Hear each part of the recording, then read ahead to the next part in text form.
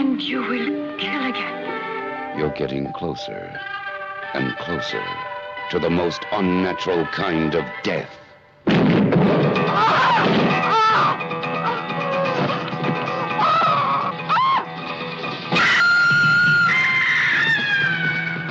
Beyond shock. What was that? Beyond horror into total terror. Murder runs wild. Blood runs cold. Deep red. The conjecture is that an act of bloodshed was once committed in that house.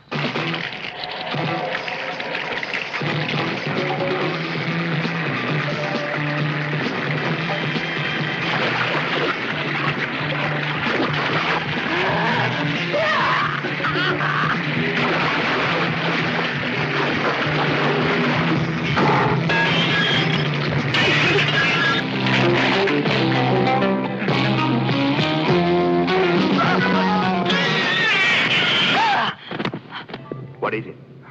Didn't you hear that? No, what was it? I don't know.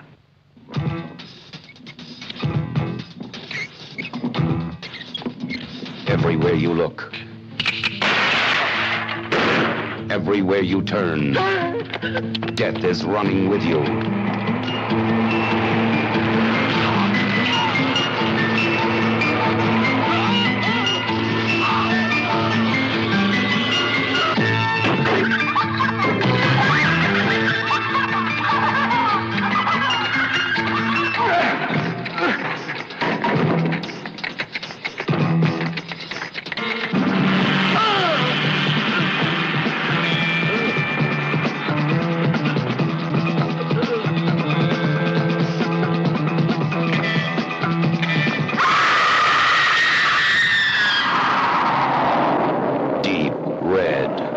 It'll put you into deep shock.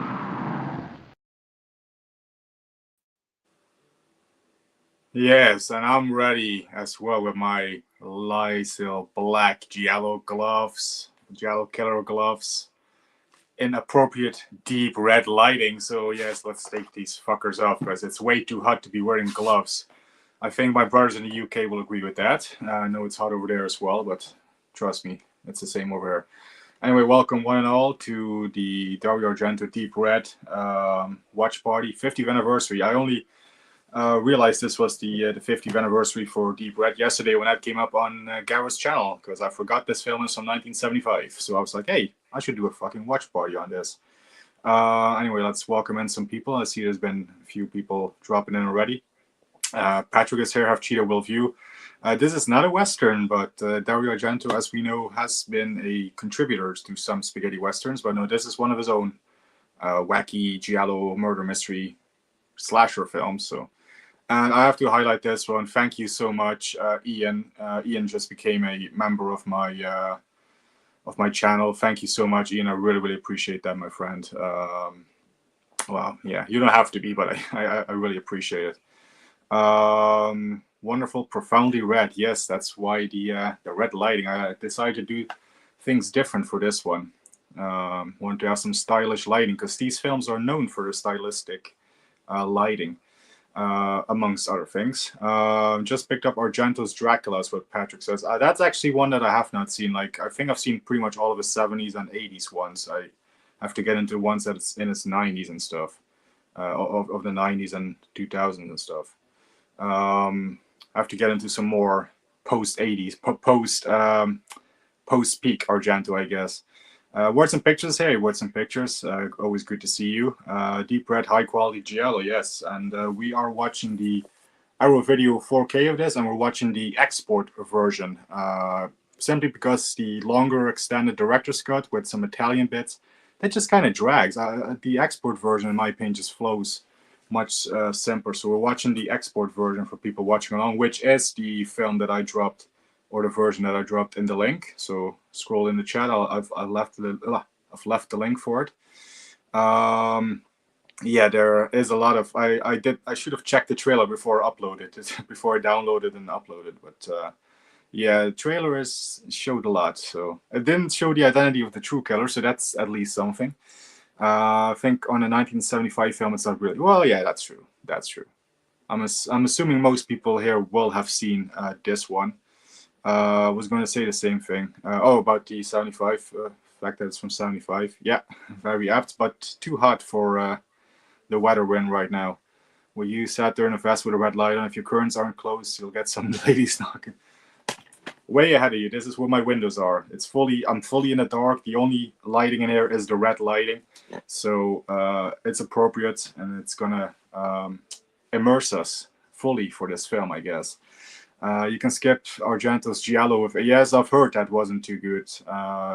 There's some in the 90s I've heard are not too bad, like Trauma and the Stendhal Syndrome. I've heard those are actually decent, but nowhere near peak Argento. I definitely have to check out some of the ones from the 90s. I really like how he frames his shots in this film. Feels very much like a painting, right? Especially that one. A lot of this film is like a painting, and some very big inspirations from paintings. Obviously, the cafe, the Nighthawks painting. So anyway, we've been rambling on for a few minutes. Let's just go ahead and press play on this film, because even with the export version, it is still an hour and 45 minutes. So we're going to hit play in 3, 2, 1. Profondo Rosso, here we go. There we go. And yeah, we do have the television there for reference. Filmed by Dario Argento. So here we go. Deep Red. Now, this is pretty much touted as Argento's best film. Well, not necessarily his best film, but his best giallo. I lean more towards the bird with the crystal plumage myself. This is still my favorite Argento giallo, but this is definitely right up there. This is my second favorite of his giallo films. No, I love the opening of this. Hey, this is a Christmas movie. I see a Christmas tree. Yeah, very stylistic, and this 4K looks excellent. And there the soundtrack kicks in by Goblin. Gotta mention the amazing Goblin soundtrack. Sounds a lot like Carpenter's Halloween theme in bits. I'm gonna turn up a little bit. If you guys can hear that, that sounds very Halloween-esque. I'm gonna turn down again, because that's what gets you the copyright shit, is the music. But yeah, the framing of this is awesome in this film. It's very artsy. It's free on Archive. It's also free to watch on YouTube. So yeah, it's out there. It's out there. Actually, you look like the Hapkido Master in Game of Death. I'm actually also sitting back on the couch and chilling for this one. Usually I'm kind of sitting. Usually when I do these watch parties and streams, I'm not doing my back any favor. Now I'm relaxing, sitting back. So yeah. Because the last few streams I had some back issues because of sitting, kind of slouched over. I feel like it's kind of the most artsy. So I can see why critics have pointed. Yeah, I can definitely see that. Yeah. But again, for me, it's bird with crystal plumage. It's, yeah. I don't know, man. It's cliche because it's his first one, but it's also the best for me. It's he came damn close with this one, I can tell you that. But yeah, there's just something about that first one, bird with the crystal plumage. The opening bit with the museum, the art gallery. I like Tony Musante. I like Susie Kendall. Now, to counter that, I do fucking love David Hemmings and Dario Nicolodi in this film as well. And I do like this opening again, showing off the red colors, like deep red for a reason. There's a lot of red in this scene alone. Not even mentioning all the blood that's coming up. Deep red and look at me, Die Hard and Deep Red Christmas double feature. Yeah, that could be something. Make it killing at Christmas. Yeah, plenty of killing. Love a bit of Goblin. That sounds like a joke. Yeah, could be the Green Goblin from Spider-Man. Willem Dafoe. I do love that Goblin as well, actually. But yeah, no, this is the first film where they worked on one of Argento's films. Obviously, before this, with the Animal trilogy with Bird with the Crystal Plumage, Cat o' Nine Tails, and Four Flies on Grey Velvet, it was Ennio, the maestro, Ennio Morricone, doing the music. I think on Four Flies and Red Velvet, they kind of clashed. Red Velvet? Grey Velvet. They kind of clashed on that one, Argento and Morricone.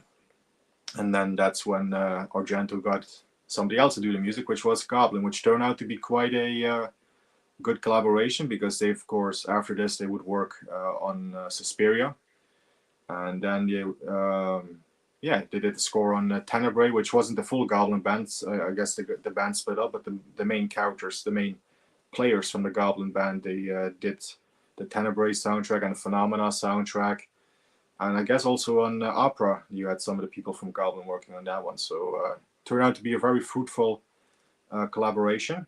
And yeah, man, this film just, I love this opening here with the psychic.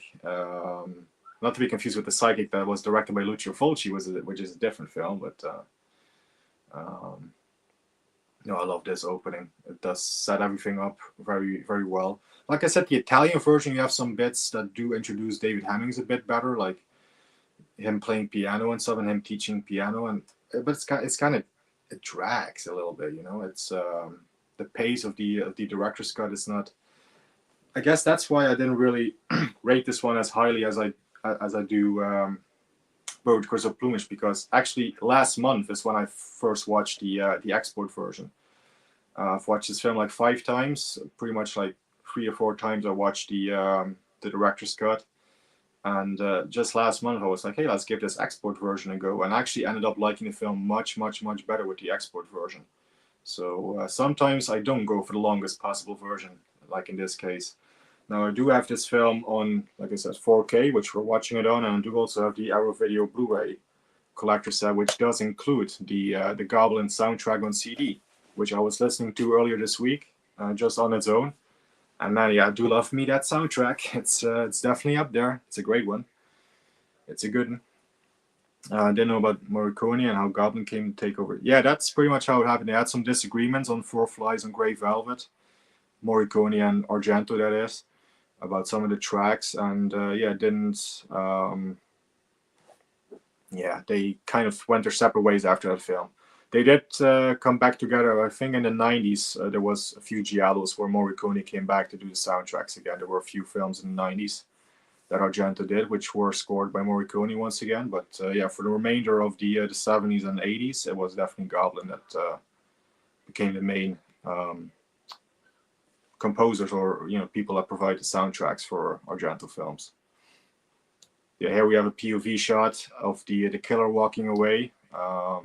I actually have not noticed on my few watches of this film if you can actually see the killer in the crowd. Like they do some shots of the crowd. I don't know if you actually can see the killer. Like for people that are watching this the first, I'm not gonna say he or her, because I don't want to spoil it too much for fresh people. But you don't really see, not in this bit anyway, you don't see the identity of the killer. There's a clear shot later on where you actually can see the killer full on, which it's blink or you miss it, but if you do see it, it's kind of spoils the ending. It kind of ruins the twist, which luckily the first time I watched this film, I did not notice that bit where you actually do see the killer before he or she is actually to be revealed, way before he or she is to be revealed. I should actually pay attention in the crowd shots if you can actually pick the killer out, but so far I haven't noticed that. There we go. Put on the black gloves, and oh crap, the shot is gone again.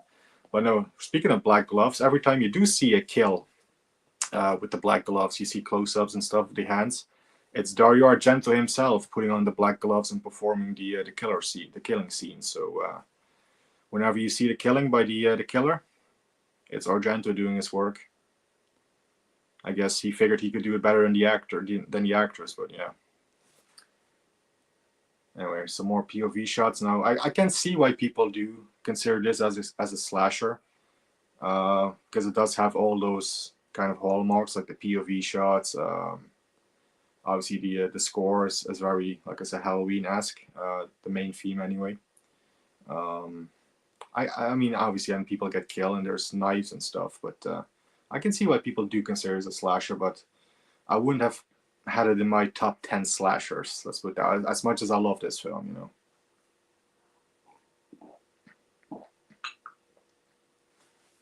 Which, that was obviously a reference to the stream that Gareth did yesterday. Yeah, exactly. Putting on the gloves yourself. Yeah. And these are actually like the proper sort of gloves that they would use in these giallos, like, you know, it's like these kind of gloves, yeah. I want to do like a mini sort of giallo sequence, like an ode to giallo, where I put on the black gloves and do some. I don't know. I'm just not that creative, I guess. I probably wouldn't be able to pull it off, but I got the gloves if I ever do decide to do that. So here we go. I love these shots here, the close-ups of the of like the weapons and like pretty much all the trinkets around. A little too much glare for the TV, but hey, that's not bad because that helps with the copyright shenanigans. Actually, there we go. No, but I do love how the camera here pans. You see these close-ups of like these weird doll figures and stuff, and like these marbles or whatever they are. It's so cool. It's so artsy. It's so Argento. You know, it's I fucking love this. Whatever that thing is there. Yeah, there's some marbles. Yeah. We hear that cool Goblin soundtrack now in the background. Close-up of the knife. Switchblade knife. Yeah, not a straight razor in this one. Usually there is. Oh, I love that bit in particular with the makeup being put on. Fucking love that close up. Yeah, I don't think there's a straight razor kill in this one. It's like usually it's like more regular knives and well stabby stepped into the killing in this. Usually it's like a black gloved killer in these films with a straight razor. Or maybe I'm remembering that incorrectly. Maybe there's a straight razor kill. I don't know, but yeah, that's exactly what I love. Love the weirdness of the close-ups of the marbles and the devil doll. That's what that was, a devil doll. Yeah, I was thinking I was like a goblin or whatever, but yeah, it's a devil. Yeah. Now in this bit, the sidekick, who is I think supposed to be like Hungarian or something. She's speaking German. I live in the Netherlands, right next to Germany. I do speak German. I recognize German when it's being spoken, and this woman that's actually not supposed to be German is speaking German in this bit on the phone. Just a little fun fact. Not everybody might pick up on that, but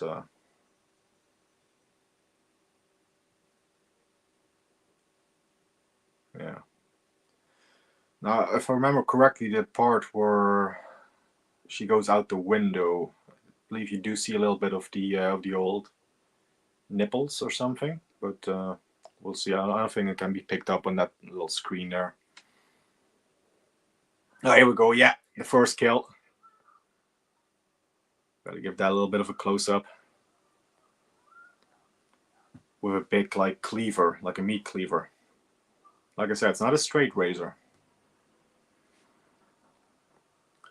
Words and pictures, just check. The theater looks much the same today. Teatro, I'm probably going to butcher this. Carigiano, yeah. And Turin, Piedmont, Italy. Again, probably butchered that. Imagine a filmmaker handing in this to a studio now. They would want half of it cut as the shots done. Yes, and this is the export version. This is already the kind of watered down version. Well, again, for me, this version is my preferred one over the longer theatrical one, which director's cut, I should say, which kind of, like I said, kind of drags for me in the pacing. It's watchable. I can watch the director's cut, but there's a lot of filler, if that makes sense. There's a lot of filler in that cut of the film. This one, it just gets straight to work. Hey Garus, there are no spoilers watching later. Oh, awesome! I should have sent you this one in the package. But yeah, no, this is a great. This is a good one. This is a good one. Yeah. There is the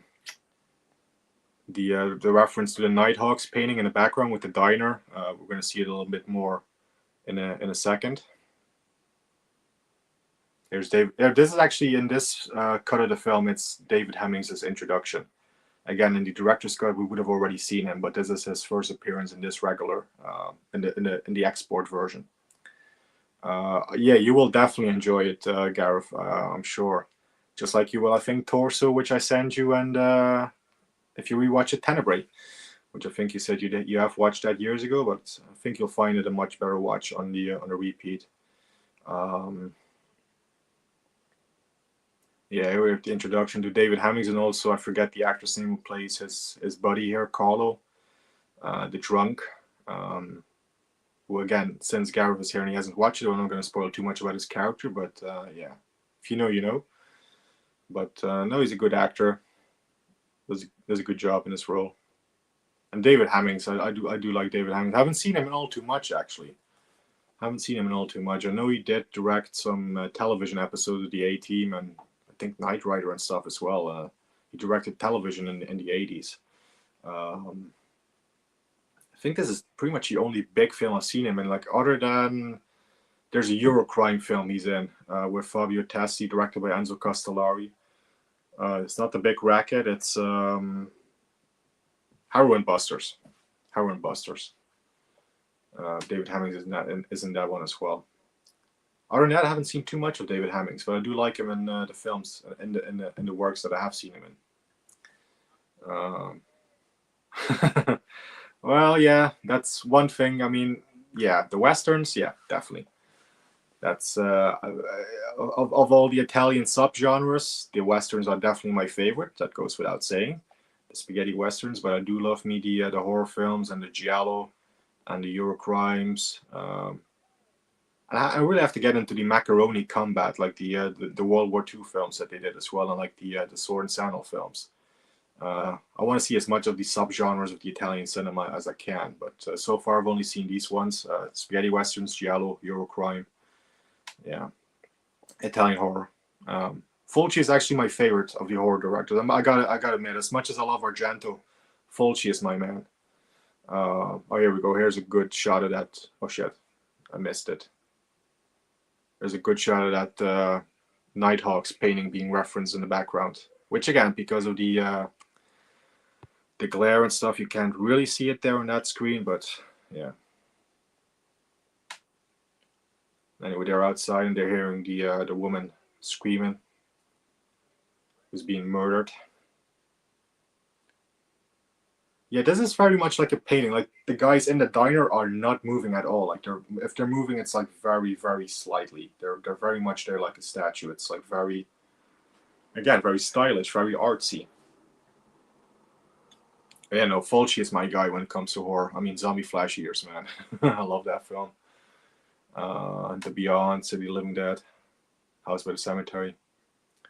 Now, when it comes to Argento, though, I fucking do love me some Argento. I mean, there hasn't been an Argento film that I've seen so far. Again, I've only seen his golden era. But there hasn't been one that I have disliked, so... Well, okay. Exception being Inferno. I wasn't a big Inferno fan. I have to give that a rewatch, though. I've only seen it once. But I wasn't a big fan of Inferno.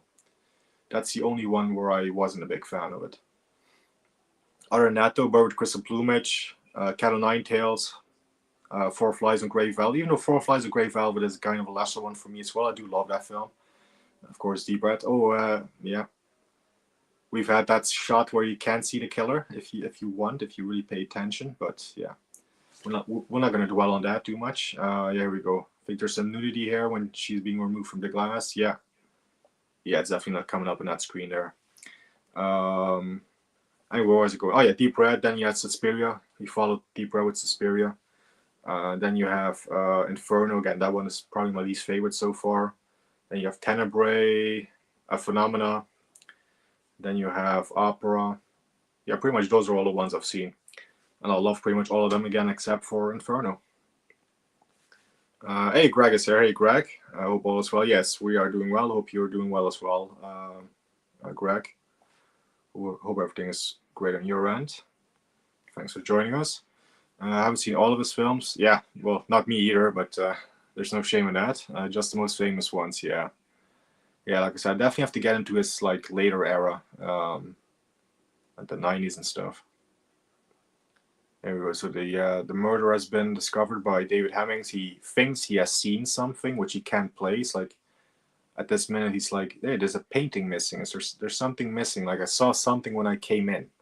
And we as the audience can also see something as he comes in, but yeah, what that is, I'm not gonna say yet. But yeah.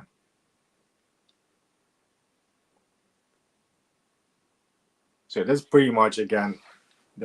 Greg is doing Good to hear, Greg.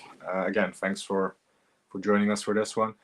Yeah, no, this is pretty much the typical kind of like story thread in one of these giallos. Like a murder happens, you have like the amateur detective, in this case, of course, played by David Hemmings, who starts his own investigation because he feels like he saw something but he can't quite place it. Especially with Argento films, that is a very, very typical trope. Like in Bird with Crystal Plumage, Tony Musanti, he saw something during the museum bit, the art gallery bit, which he can't place, and he pretty much spends the entire film figuring out what that was. And here we have the introduction of the lovely Daria Nicolodi.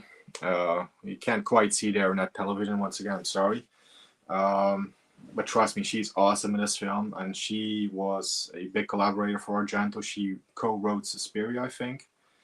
And of course, she became his wife, his partner, his collaborator. And I think the mother to his daughter, Asia, as well. So yeah, Daria Nicolodi, she sadly passed away, I guess, in 2022, I want to say. Yeah, I actually have access to my phone. I should look these things up. But no, Daria Nicolodi is sadly no longer with us. May she rest in peace. She is definitely, she's a great asset to this. She's a great addition to the cast of this film, I guess. Yeah, she's amazing. Love Daria Nicolodi. She of course also plays a role in Tenebrae. She plays a role in Phenomena and an opera as well. So she's been in a few Argento films. Oh, she passed in 2020. I'm sorry, and November 26th in 2020 is when she sadly passed. Hoping it wasn't COVID related, because of course 2020 is the year of hell, as we all know, or it was the year of hell, I should say. Yeah, I mean, this is so stylistic. I'm hoping this comes up. It doesn't come up, of course, but there's a big white statue in the middle of the frame, and you have David Hemmings on one side of the frame and the other guy on the other side. It's so awesome. The cinematography and the shots of this film, it's fantastic. Here we go to the funeral for the victim.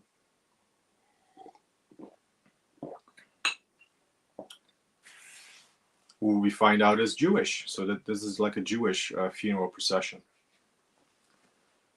Because yeah, there's a big like Star of David and stuff there. I love the outfit that Daria Nicolodi wears in this one. It reminds me of Uma Thurman's outfit in not Kill Bill, Pulp Fiction. You know, with the black jacket and like the white shirt over with the big collar, with the very sharp pointy collar. Very much like Uma Thurman in Pulp Fiction. I love the outfit. How early did you get into horror films? Well, for me, it actually was quite late. Actually, it was in my teens. I grew up mostly on the action films and stuff. First horror film I saw actually was The Shining with Jack Nicholson, which when you watch that when you're 12, 13 and you're home alone, it's not the best choice, but I did like it. I love it now. But I guess it was later in my teens when I moved into the other horror films. So let's say by the time I was 16, 17, I would watch stuff like Halloween and examples like this. So yeah, it was quite late for me. It wasn't as early as it is for a lot of people, especially on the community right here. I know there's a lot of people that grew up on these kind of films. Excuse the clocks in the background. I do have the window open because it's fucking hot in here. It's a hot one. Won't strike that many times anymore. You know, The Shining was my my gateway into the horror films. I love this little car that they're in with the little kind of like physical comedy, because yeah, the chair that he's sitting in the car chair, it sort of goes down. He's like, yeah, he's sitting very low, and the mirror keeps falling and stuff. It's yeah, I like the little touches of comedy here. Not usually one for Italian comedy, but when they're done well like this, it's good. It's good.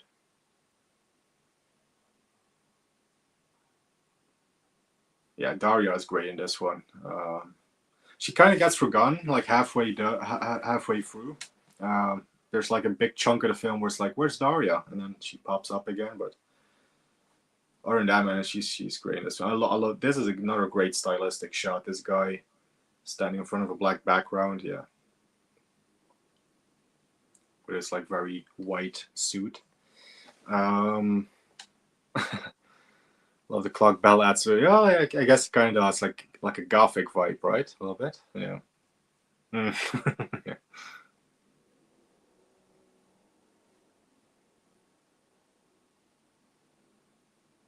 Yeah, so they're now talking to the guy that was kind of heading the sort of exhibition of the psychic that opened up the film.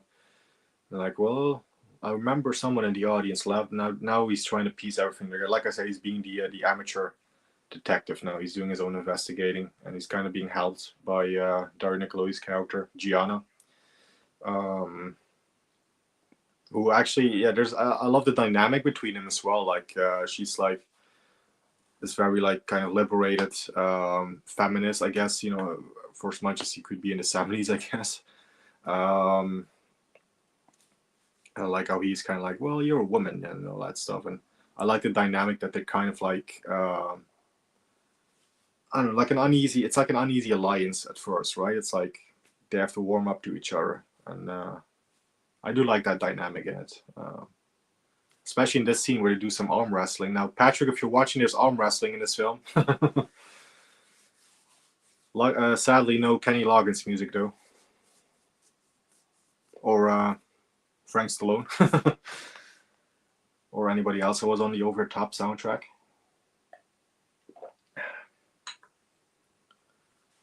Well, I love the banter and the relationship between David Hemmings and Dario Argento. It's fantastic. So, yeah, I mean, I do recommend getting. I'm pretty sure I'm preaching to the choir here in the chat, but I recommend getting the Arrow edition, like not necessarily the 4K. The Blu-ray is perfect as well. Just Arrow Video done a great job on this film, as they have with pretty much all their other Argento releases. Like I have the release for both Crystal Plumage, Channel 9 Tales, Tenebrae, Phenomena. They do stellar work, and of course, you know, it's Arrow Video. It's yeah, they're fantastic. Oh, that's a good question. You like more straightforward horror or supernatural? Yeah, I like more straightforward myself. Like the supernatural ones, like all the paranormal activity stuff. It's not really for me.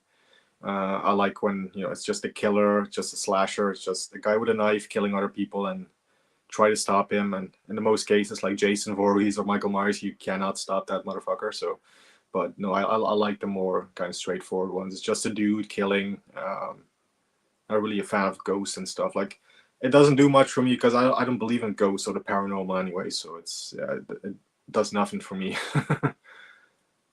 I get it for people that do believe in our superstition and all that stuff. I get it. It can be fucking spooky, those films. But for me, it's like, whatever. Maybe that's why I'm not a big fan of The Exorcist, because I'm like, yeah, okay, so the devil is in that girl. So yeah, whatever, you know.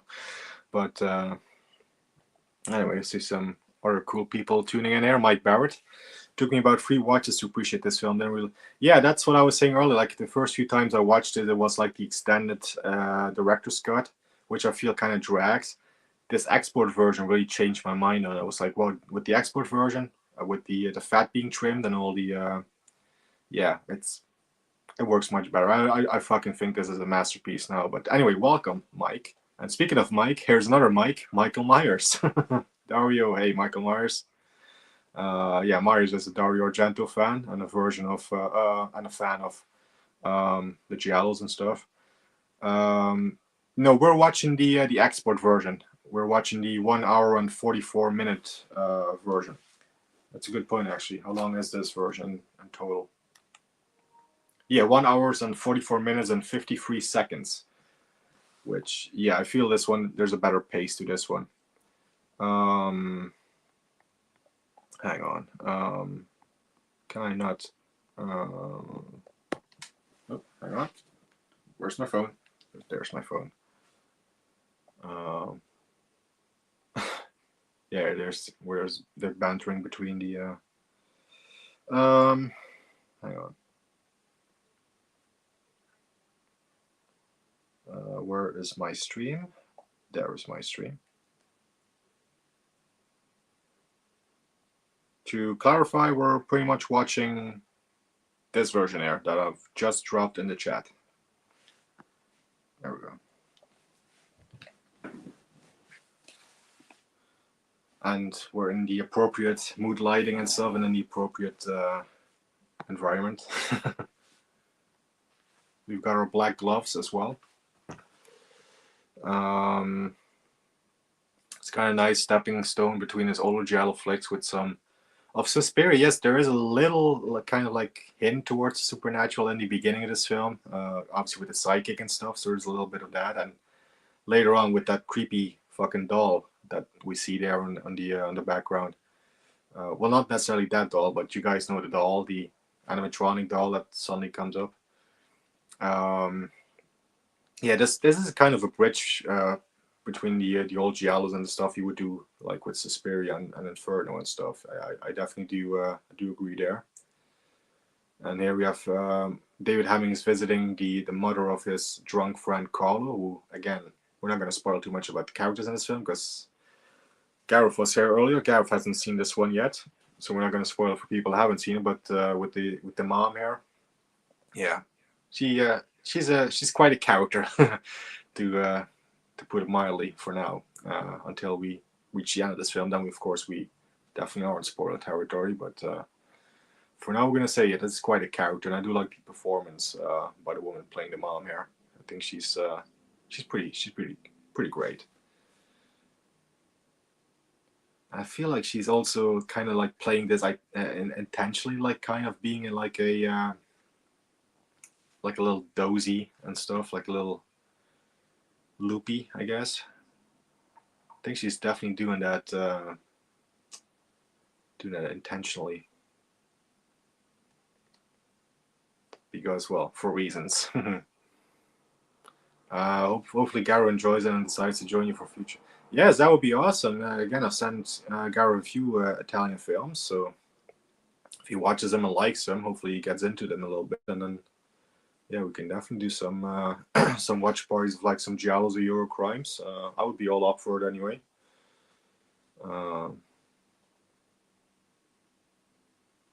I mean, there's still so much stuff to watch with Gareth. I mean, you know, we've got You Only Live Twice coming up on the 25th. I think for next month we're definitely going to do a Seagal film together, Gareth and myself.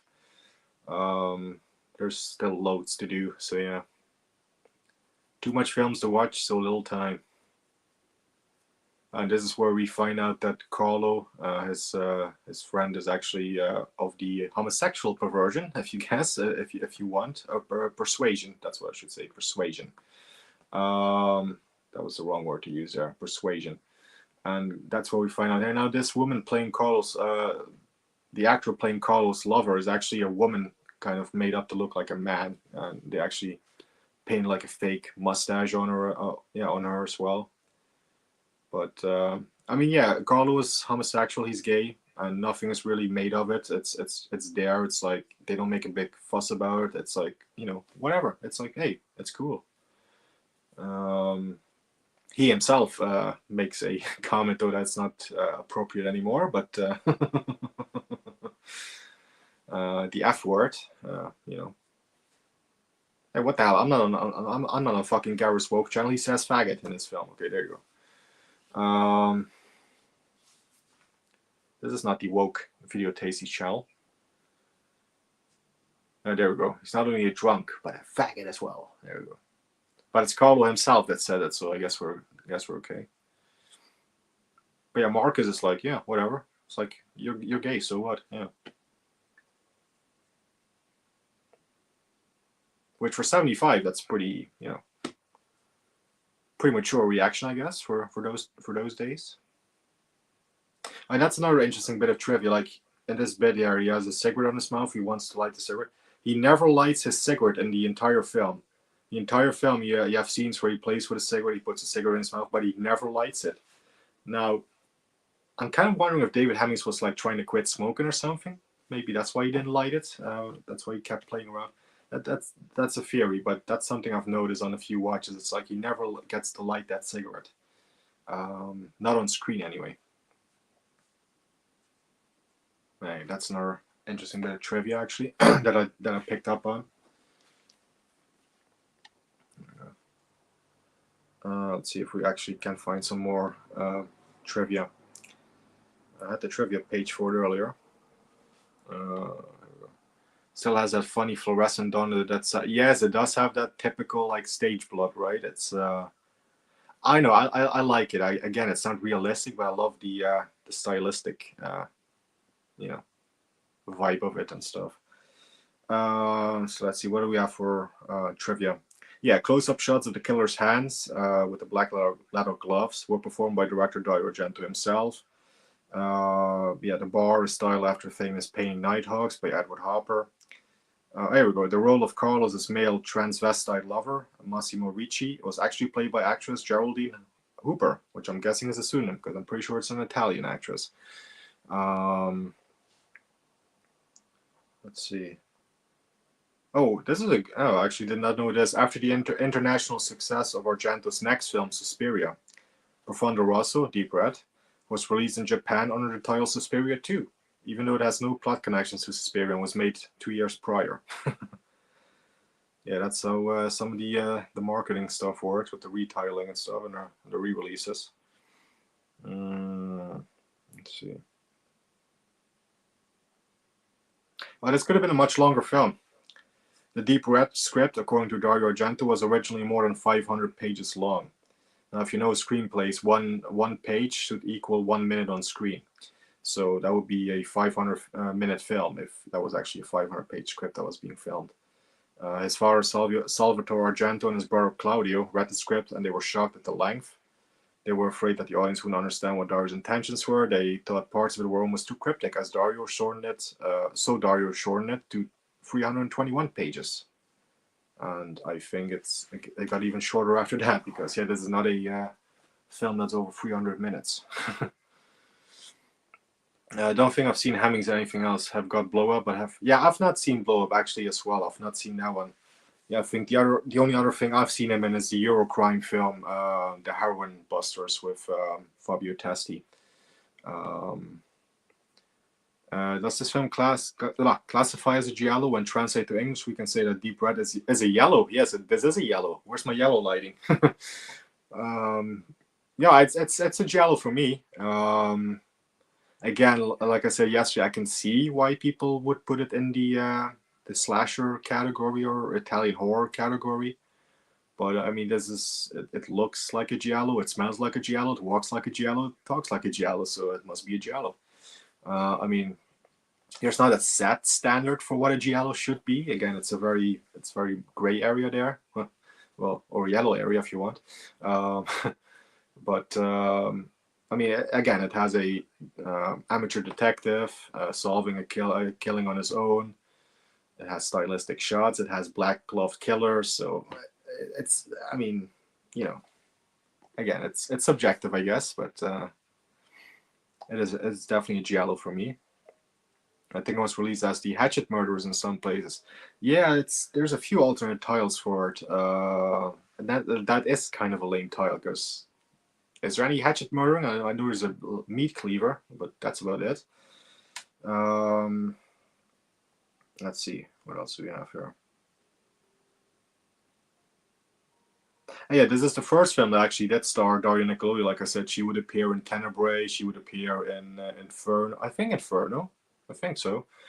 She would also be in Phenomena and Opera as well. But yeah, this is where also, and she would co-write Suspiria. She's a co-writer on that one. Oh, here we go. This was actually going to be like another animal film because the original film was titled, the original title of this film was The Saber-Toothed Tiger. I guess after the bird with crystal plumage, Cat o' nine tails, and Four Flies on Grey Velvet, I think Dario had enough with the animals. But The Saber-Toothed Tiger, I don't see how that title would fit in here anywhere. But yeah. That's cool. So it was originally going to have an animal in the title, but yeah. Deep Yellow doesn't have the same ring to it. Yeah, it doesn't have the same color either. If I change that light to the yellow color, pretty sure, yeah. This is a very suspenseful sequence here, though, where David Hemmings is playing the piano while he actually hears noises and the killer is actually in the apartment. I think it's this scene. Yeah, it is this scene. It is a very tense sequence. Inferno is my favorite kind of classic Argento horror movie. Yeah, Inferno I wasn't a big fan of. I have to give it a rewatch. Again, I've only seen it once, but that one was a little bit of a letdown for me. It has been now, I guess, 4 years since I've last seen it, so it is definitely overdue for a rewatch. But of all the Argentos I've seen so far, and again, I've only seen his golden era, like the 70s and 80s, that one is my least favorite of all of them so far. So yeah. But hey, it's good that it has fans out there. I mean, obviously, we can't all like the same stuff, and we can't all dislike the same stuff. So yeah. Well, in the case of Halloween Ends, we can, but we dislike it anyway. Or Halloween Resurrection.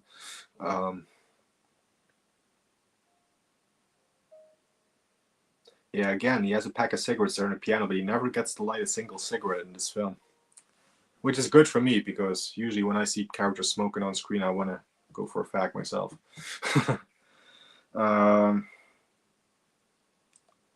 Let's see. We do have some other... Oh yeah, again, it's a trademark that a character recalls clues from memory, because again, David Hemmings thinks he saw something that he has to remember what he saw and stuff. It's, yeah, again, it's a trope, because that happened in Bird with Crystal Plumage as well. Cat o' Nine Tails is another one I should rewatch. I've watched Cat o' Nine Tails a few times. I have the Arrow collector set of it, the Blu-ray. I don't remember a single thing about it. I've seen like 2 or 3 times, you know. I have to give that a rewatch. I watched Four Flies on Grey Vallow, rewatched that one recently, but I have to give Cat o' Nine Tails a rewatch. A good rewatch as well. It's kind of forgettable, that one, I guess, Cat o' Nine Tails. I do remember the ending with the elevator shaft. I do remember that, but I totally skipped over this comment. Sorry, Michael Myers. Irene Miracle is in Inferno, is also an Inferno. She's also hot. Okay, I definitely have to give it a rewatch. Yes. Yeah, that's a good bit where he races to the phone. The killer is outside. You got away this time, but I will kill you soon. Yeah, that's another trademark of the Argento killers in these films. Like, they always whisper in this very kind of like, this time you're safe, I'll kill you anyway. At least in the English dub, right? Like, again, I usually watch these films in the English dub for myself. But yeah, that's another trademark for these films, though. Is the kind of whispery, creepy voice for the killers. When they're taunting the protagonist of the film, that is. There are so many films I haven't seen, and I kind of feel like I should prioritize truly artistic / original films before I watch a lot of sequels and remakes. Yeah, I can definitely see that, but when it comes to certain sequels, Rocky 2, yeah, those should definitely be watched. I'm glad you enjoyed the Rambo sequels, though, the second and the third one, anyway. That was a good stream with Gareth. That was a long one, but a good one. Only seen Inferno once about 10 years ago. Never felt the need to rewatch. Thankfully I'm not the only one. Thank you, Mike Barrett. Yeah, I definitely have to give it. I've got it in my watch pile of stuff that I want to rewatch, but for some reason I'm just like, okay, well, I would rather rewatch this one now, and yeah, I'm just kind of like putting it further down. Really have to commit myself to it and actually give it a good rewatch. The girl who dies into the watery basement. I do remember that sequence from Inferno. Yeah, she was Billy's girlfriend. Midnight Express. Oh, there you go. Cool. Luckily, I brought plenty to drink for this one, because again, it's hot and I've got pretty hot red lights on me right now. So yeah.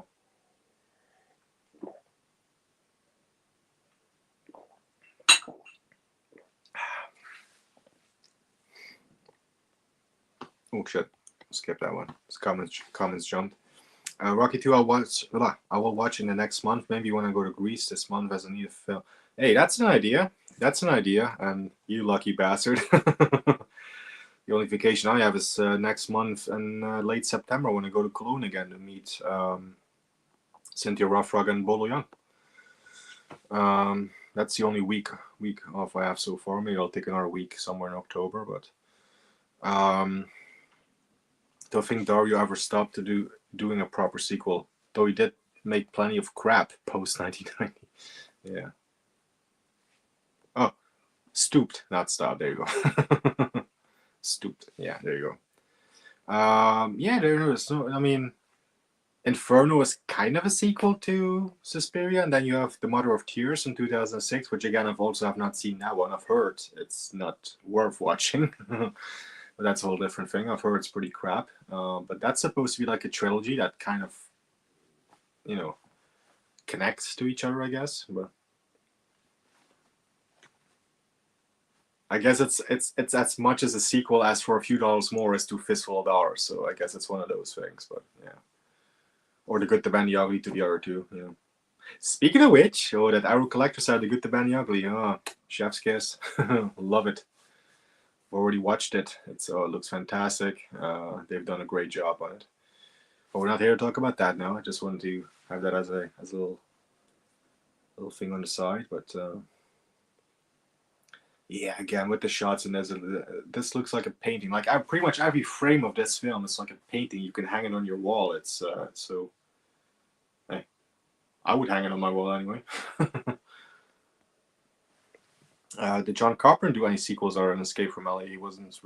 Well, he didn't direct Halloween 2, but he was involved with Halloween 2. He was involved with Halloween 3, so I guess he dabbled with sequels. Maybe not necessarily as a director, but as a director, yeah, definitely Escape from LA is the only sequel. Yeah. I get caught up in this film every time I watch it. I'm sorry. It's just like, yeah. Yeah, I love this bit where he's making a call in front of the what's that, an espresso machine? Yeah, I guess so. Italians are known for their espressos, right? Standout. Yeah, that's one I have to see. I've heard good things about that film, actually. I've heard good things. It's not a great film by any means from what I've heard, but it's definitely one that's on my radar. Yeah. With his daughter Asia. Again, Dario Argento is the mother of Asia. Yeah, shame. Yeah, that's pretty much the that's pretty much in all of these films, right? The dubbing. I'm guessing that's for the Italian version she was dubbed, or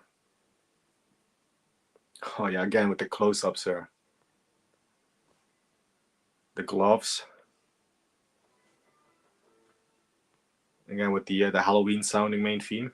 Come on, it sounds like the Myers theme, doesn't it? Yeah. Speaking of which, Myers, don't think Fulci did any sequels either. This was long before everyone started taking the easy route with the never-ending shit sequels and remakes. Yeah, that's very true. Although again, there is like an unconnected Fulci trilogy, like the Gates of Hell trilogy, right? With the Beyond. No, that's the second one in that one. No, that's the third one. City. I always get the order of them confused. City of the Living Dead is the first one, then the Beyond, and then you have the third one, which is House by the Cemetery. Again, they're not connected, other than you do have the main actress appearing in all three of the films. But again, it's a trilogy as much as the Clint Eastwood Western trilogy is a trilogy. It's not the same character. It's just very similar, but that's where the buck stops, you know. Hey, I hear the creepy dolls, little Chucky dolls hanging from the ceiling. Again, with the glare, you cannot see it there, but yeah, again, that's good for copyright.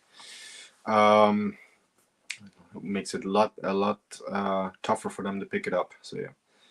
But yeah, Fulci did have that Gates of Hell trilogy, but that's about it. Yeah, there's. Although, hang on, wasn't he involved with Zombie 3? Now that I think about Zombie Flesh Eaters 3 or Zombie Flesh Eaters 2.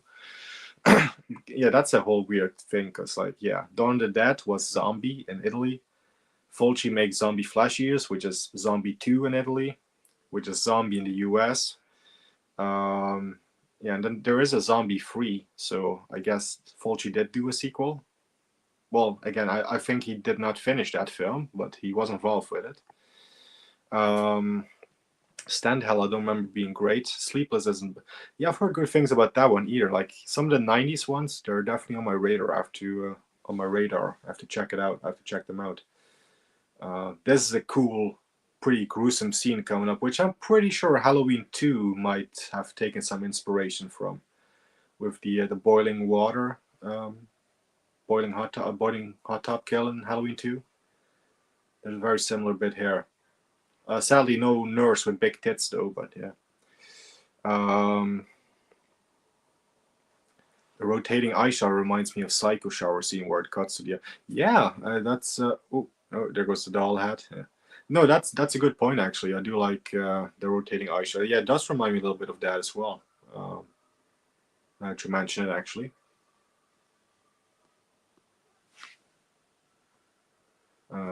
This got predictably cut in the UK. Yes, a dog fight and a bit with the lizard. Yes, the lizard bit. Some goddamn animal cruelty in an Italian film, man. I just got over the shock of Cannibal Holocaust. Yeah, and then we got a lizard kill in this one. Well, lizards are not, not that terrible. Not compared to the turtle in Cannibal Holocaust, anyway. But yeah, next time I'm gonna watch that film, it's definitely gonna be the animal cruelty-free version. Because that was even too much for me. And I'm a guy that can take quite a bit, but yeah. Yeah, he did do Zombie Free. Yeah, but that was more of a yeah. I think Fulci like halfway finished that film, but then it got picked up. Yeah, it's a weird one, that one, but yeah. He did start it though, so there. Oh yeah. Now this is not a real bird, I guess, but it looks pretty authentic. But yeah, okay, yeah. You can see it's a little. Yeah, I think that's a fake one. I hope so. Anyway, I sincerely hope so. Argento's Dracula is one who I've heard bad things about that. That's not one that's on my radar. That's not one that's on my watch list for anytime soon. Oh, here we go. She's being stalked by the killer in the background. There we go. I love that flashlight with the red across the flashlight. It's, as a lot of you saw on Gareth's Rambo stream, I work in security and I operate a flashlight when I have to do my rounds, but they don't glow red around the edge, which is that something of the 70s? Like we don't have it anymore. But, the murders are supposedly all foreshadowed. Let's try that again. The murders are supposedly all foreshadowed. I think he scalds himself on a coffee machine. Yeah, that is very true. And speaking of which, here we have that that hot bathtub sequence coming up right here. Which again, I think Halloween 2 definitely looked at this and said, interesting. Let's try that. I mean, getting burned to death by hot water is something that is very fucking nasty. Yeah, because we've all burned ourselves in hot water. It's not pleasant, especially if somebody's fucking drowning you in it. So yeah, I can definitely I can see why Argento went with this idea for the kill. Hey, Marty is here. Hey, Marty, what's up, my friend? Hi, Ramon is here as well. Hey, Ramon. Zombie Free definitely was started by Fulci. Allegedly not finished by Fulci, but yeah, it's definitely credited still to Fulci, I think.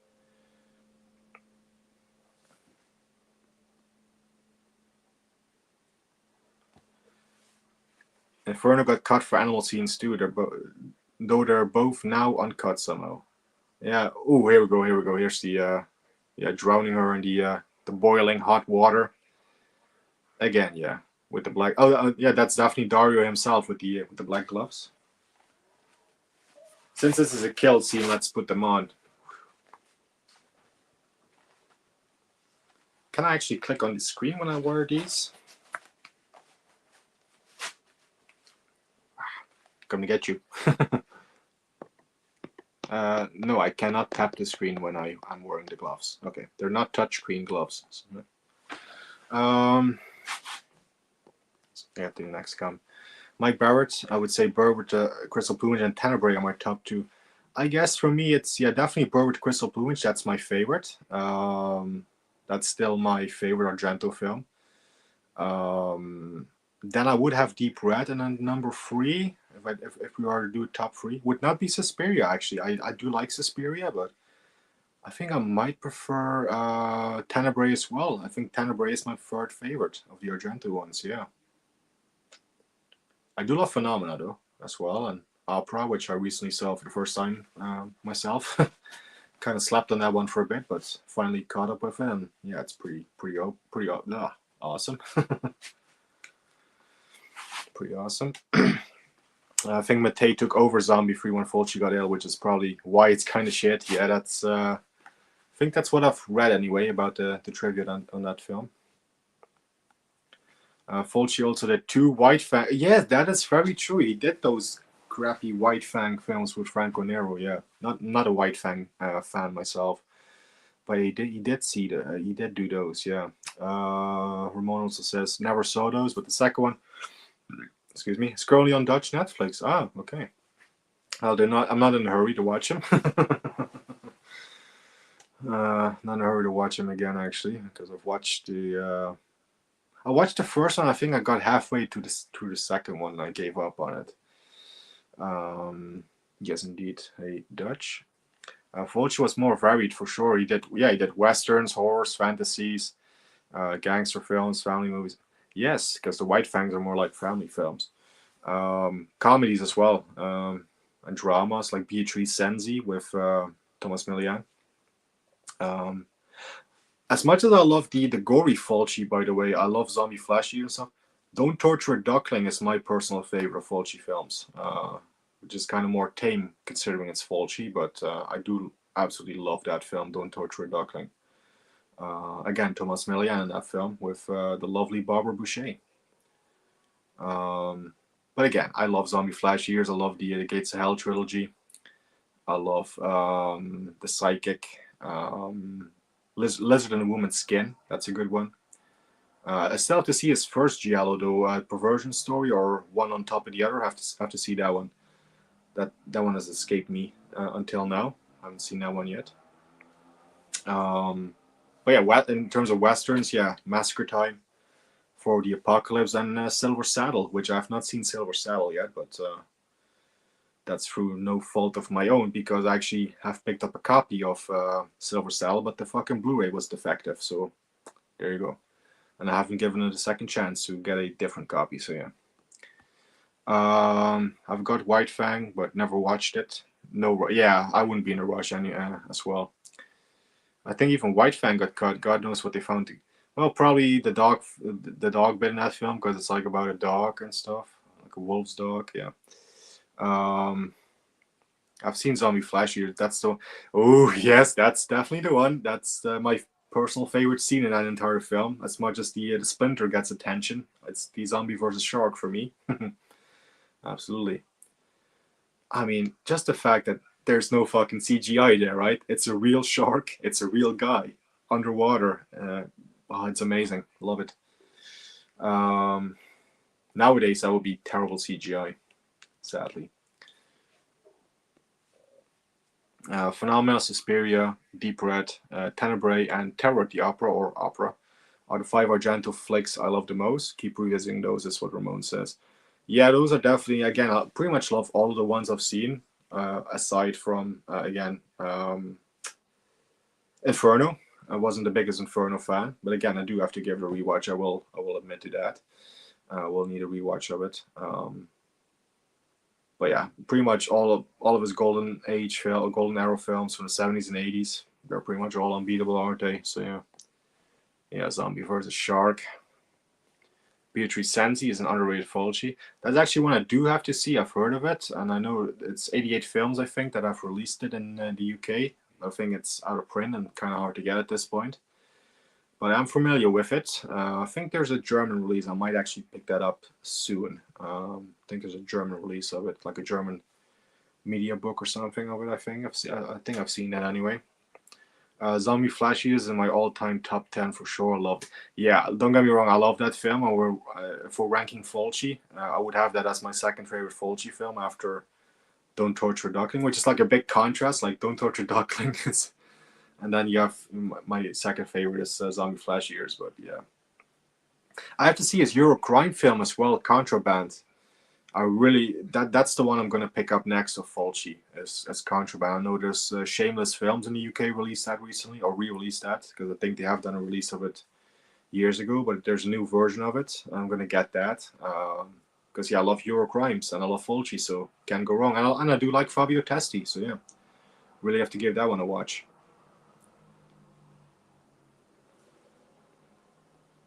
The Underwater Zombie was that was the shark trainer, yeah, and the shark was doped up on like some kind of drugs or whatever. But still, even if the shark is doped out of his mind, you would not be able to pay me enough money to go in the water with that thing. It was a tiger shark too, you know, so kind of dangerous, you know. Pretty much all sharks are dangerous. I mean, even if you say they're harmless, like I'm not getting in the fucking water with any kind of shark. I don't care if it's a baby. No, that makes me think of that song again. Moving on. I was going to say baby shark, but yeah, that would have probably traumatized most of the people here because I think we all have younger family members, right? Who, yeah. Enough said.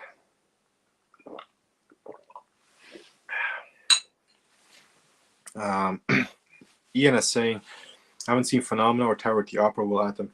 Yeah, those are definitely, I definitely recommend them. Phenomena is with Jennifer Connelly, so that should be a sell for you right there. And also Loomis from Donald Pleasance. Donald Pleasance in that film as well. So you do have the awesome duo of Jennifer Connelly and Donald Pleasance in that film. I shot him 6 times.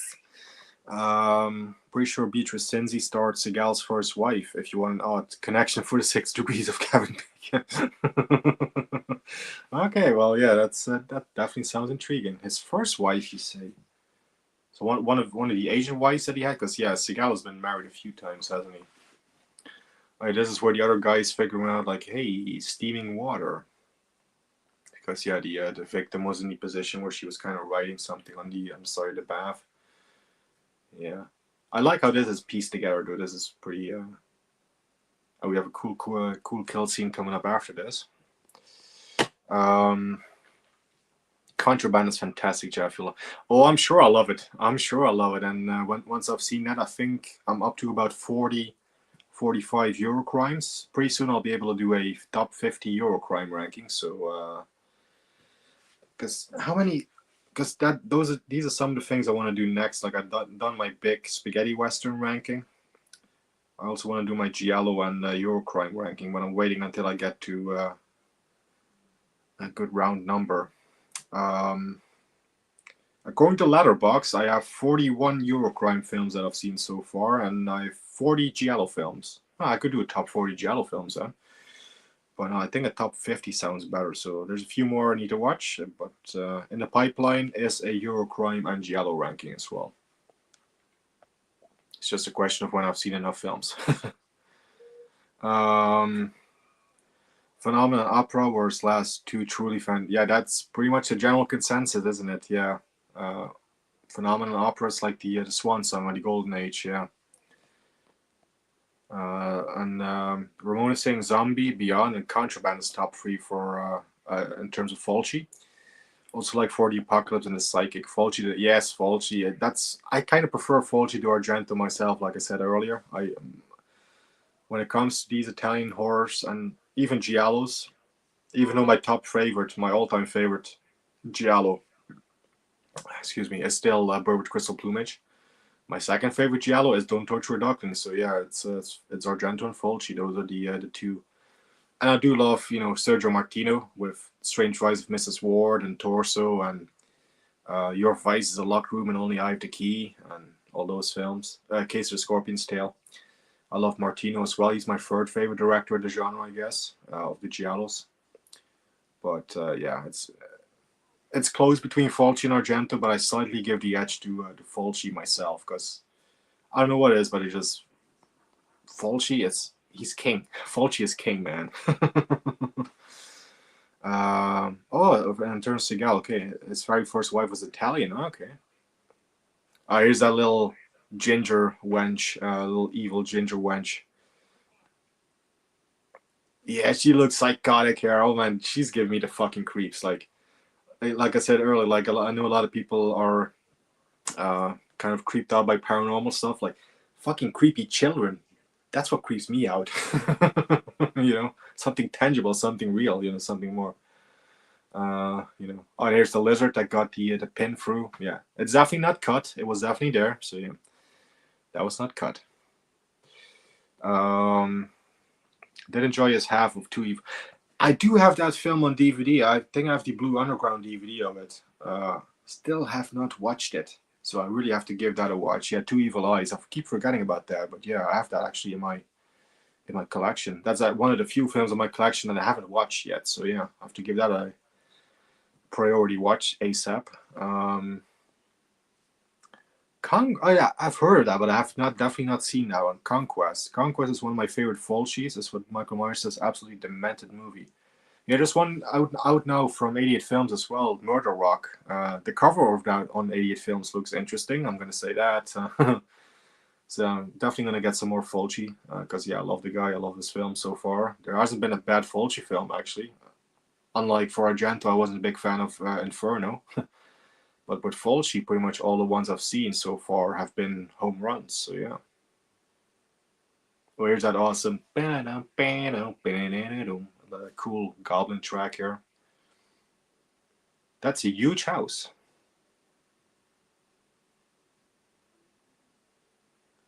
As Ramon and myself would probably say, "Gas van een huis."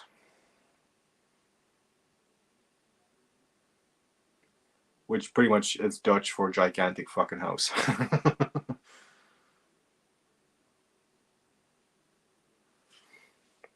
I've not seen Conquest yet, though. Yeah, he did a TV horror, House of Clocks, which is decent. Argento or Fulci? Oh, Fulci. Okay, sorry. Yeah, House of Clocks was probably Fulci's last watchable one. Okay, I'll have to give that a watch. Again, Fulci, I'm sold. Anything Fulci. The memorable half of Two Evil Eyes kind of drags a bit, but the Argento half is pretty decent. Okay, yeah, I'll definitely have to give it a watch. Ooh, sold. Murder Rock is pretty much Flashdance Fulci style. Sold. Can't imagine what Flashdance directed by Fulci would be like, but hey, with that film, I guess I can. So yeah.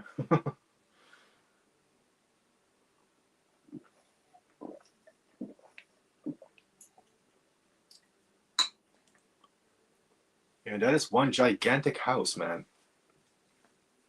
And again, nowadays they would probably have a set or something, but this is an actual effing house. This is like a real location.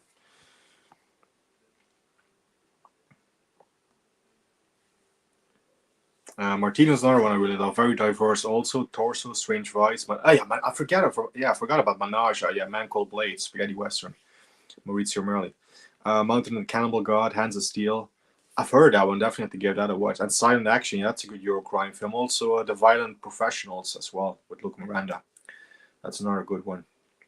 Yeah, I've not seen too many cannibal films. Like I said earlier, I've only recently seen Cannibal Holocaust, fully uncut, which I won't do again for the first time last month. But I've heard that Mountain and Cannibal God film, though. I do have to see Umberto Lenzi's cannibal films. I do like Lenzi as a director as well, mostly the Eurocrimes. But I have enjoyed his giallos as well, the Carol Baker ones, Orgasmo, So Sweet, So Perverse, Knife of Ice. What's the other one? Quiet Place to Kill, and Eyeball and stuff. I've enjoyed the Lanzi ones. I've heard good things about his cannibal films. Like they're not as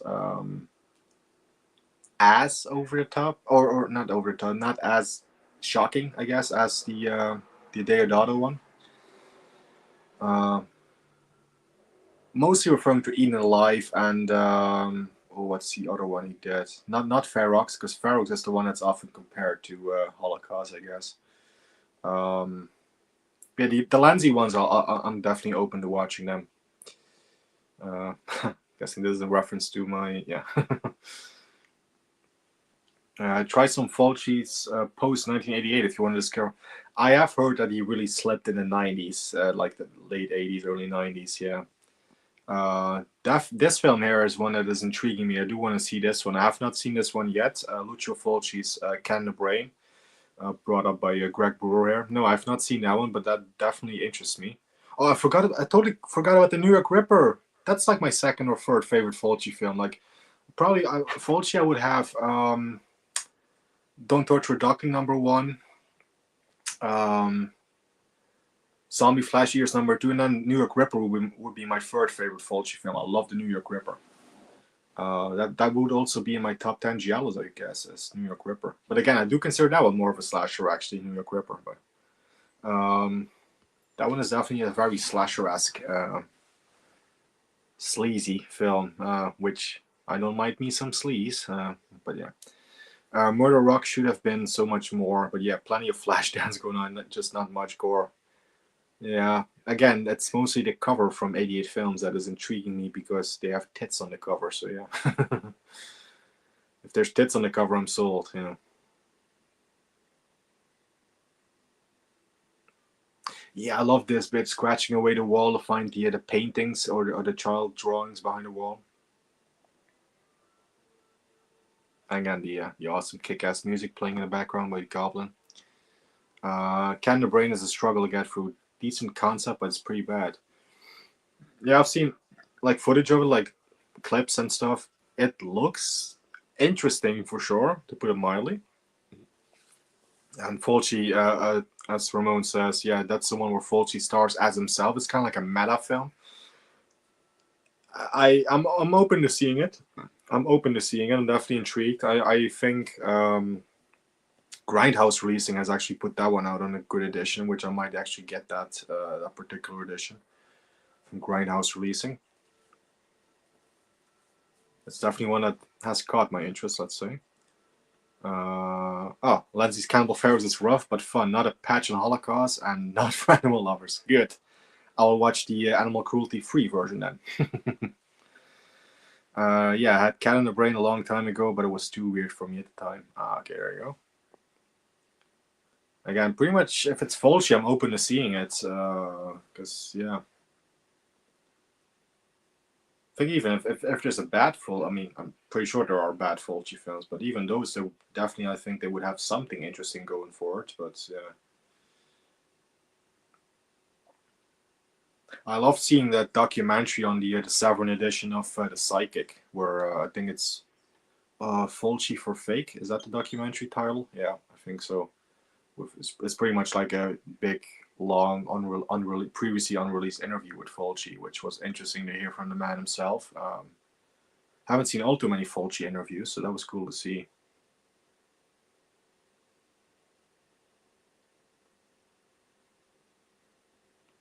Yeah, so David Hemmings is kind of piecing together stuff now here with the child's drawings, which, yeah, from the opening scene we know the significance of this child drawing, but no, well, not fully anyway yet, but we have seen this before in the flashback in the beginning of the film. Yeah, Fulci is the star in that one. It's just kind of a cheap, scuzzy film, but not really in a good way. Is there a not good, scuzzy film then? Was before I really got into the giallo films. Okay. Yeah, with me it's gonna be the other way around. I'm fully into the films, and then I'm gonna see the sort of the meta Fulci films. So again, it's on my list. Somewhere I'm gonna watch it. Somewhere down the line I'll watch it, but yeah.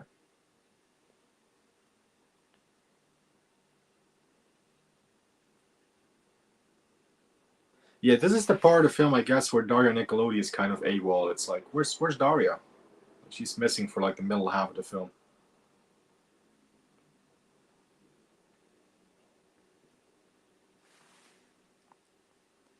Merrug is almost completely gore-less. If I remember correctly, but I did like the atmosphere of the film. Okay. Murder Rock feels like a PG-13 New York Ripper. Really? I fucking love the New York Ripper. I don't want to see that as a PG-13 version.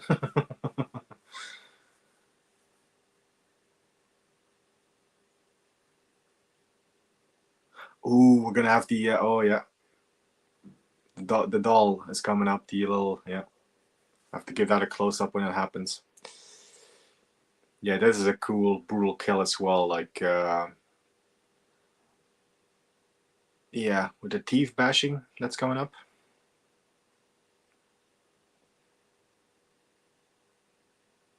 No, we have to wait for it a bit. It does star the girl who got her eye splintered in zombie. Oh, Olga Karalatos. Is that how you pronounce it?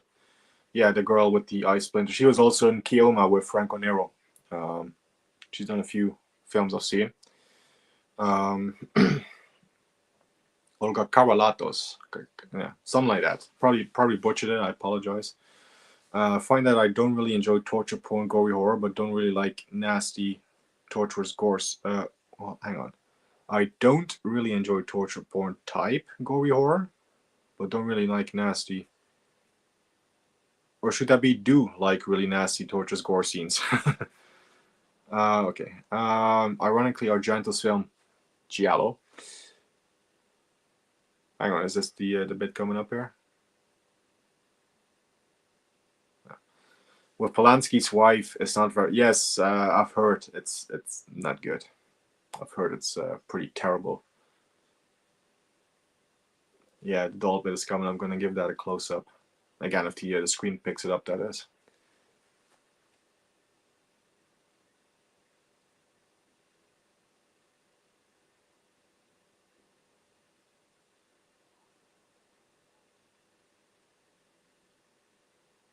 Oh, first we have the killer whispering, Giordani. Music kicks in. He spills his tea.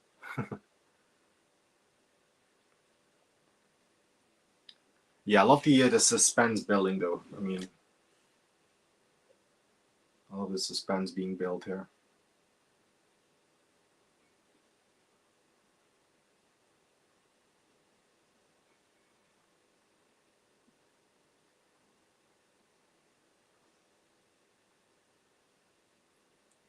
There we go. That little fucking doll. That's much scarier than fucking Chucky. Even though it's easier to take down than Chucky. But that's like, well, where the hell did that come from, you know? It's great though. I love it. It's a good diversion though, because now the killer can sneak up behind this guy.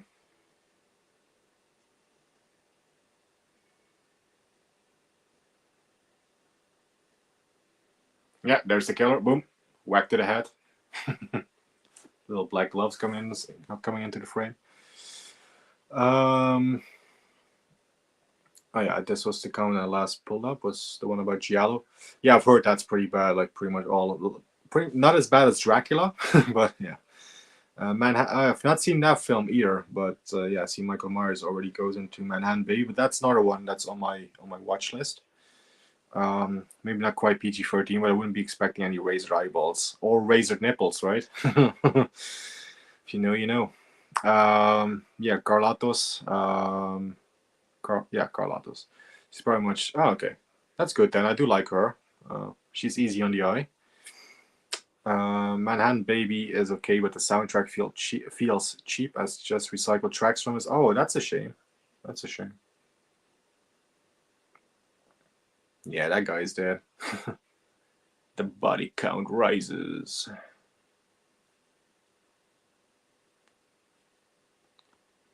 Oh, that's his latest film. I definitely have not seen that one. No, I think that's definitely available on Blu-ray and stuff. So it's on the list, but I have not seen Dark Glasses yet. I've only seen the Dark Glasses poster, which kind of rips off They Live. Yes, I was thinking that when I saw the poster. Nothing is as bad as Dracula. Yes, I've seen that CGI. Is it a CGI locust or whatever the fuck that creature is? I've seen that bit from the film, the CGI. Somebody will tell me what creature it is, but it's like a very, very fake looking. Yeah. Dark Glasses is best film since Sleepless. Oh, sold. I'll definitely give it a watch. Yeah. I've heard it's actually pretty good. I've heard it's good. Not terrible anyway. Like again, that film.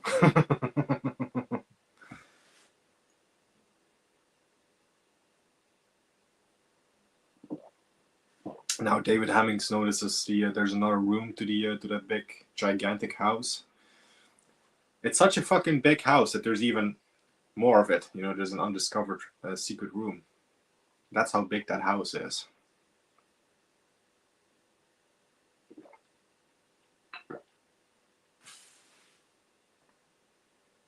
I love the look on the red lighting in my on the video screen there. It looks very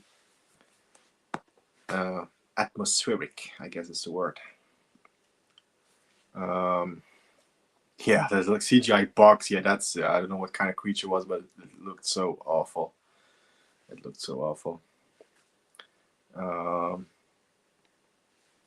Argento's Phantom of the Opera. I've seen the other opera film. I've not seen that one. Again, that's definitely one I will.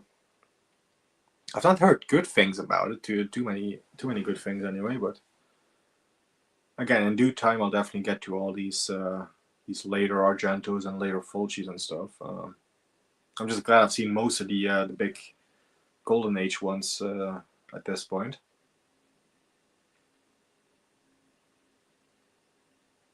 So by that rationale, would New York Ripper be the last great Fulci film? Because yeah, after New York Ripper was films like Murder Rock and what was the other one I was just mentioned? Manhattan Baby and all that stuff. Yeah. So is New York Ripper's last great one, like Opera is Argento's last great film? Is New York Ripper to Fulci what Opera is to Argento?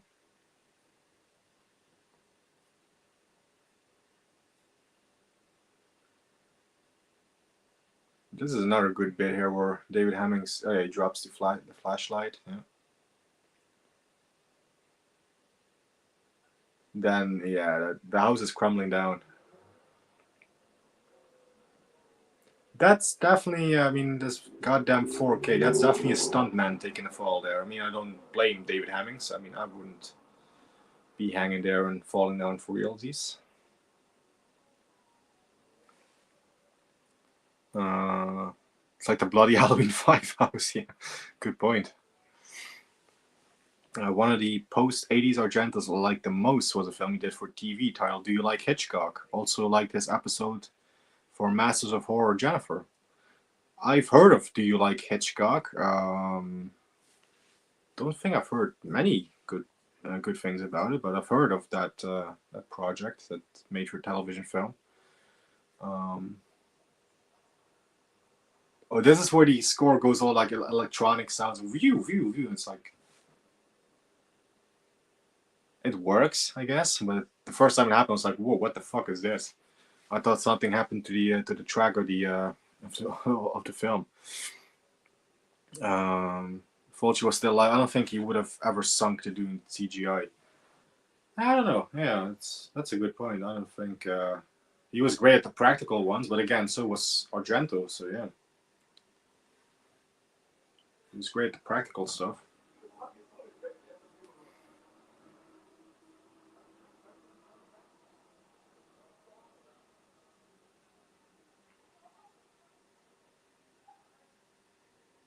So for those watching along, we are now at where we're at an hour 21 minutes. We already only have 20 minutes left of this film. Damn, this has flown by. Yeah, I don't think Fulci would probably. Don't remember liking fucking clocks. Now that's a jump scare. Nothing in this film is a jump scare, but the fucking clocks are. Oh yeah, it's 11 right now. Yeah, just gonna strike a few more times. The card player was dumb. Yeah, that's another one I've heard of it. I've heard mixed to negative things about it. Again, I've heard mixed to negative things about most of his. Well, not necessarily most of his films after Opera. Like the 90s ones, some of them still have some good reviews and stuff. But definitely the post-90s ones, like the 2000s and stuff, I've heard mixed to negative things about most of those. To me, Phantom is one of his worst, and Dracula. Yeah. Dracula's definitely worse than Phantom. Trauma, I've heard good things about that one, for example. Trauma was the first one I saw in 93 when it came out. I'm surprised I bothered seeking out more after that one. Oh, so it's kind of for you. Okay, yeah. Gotcha.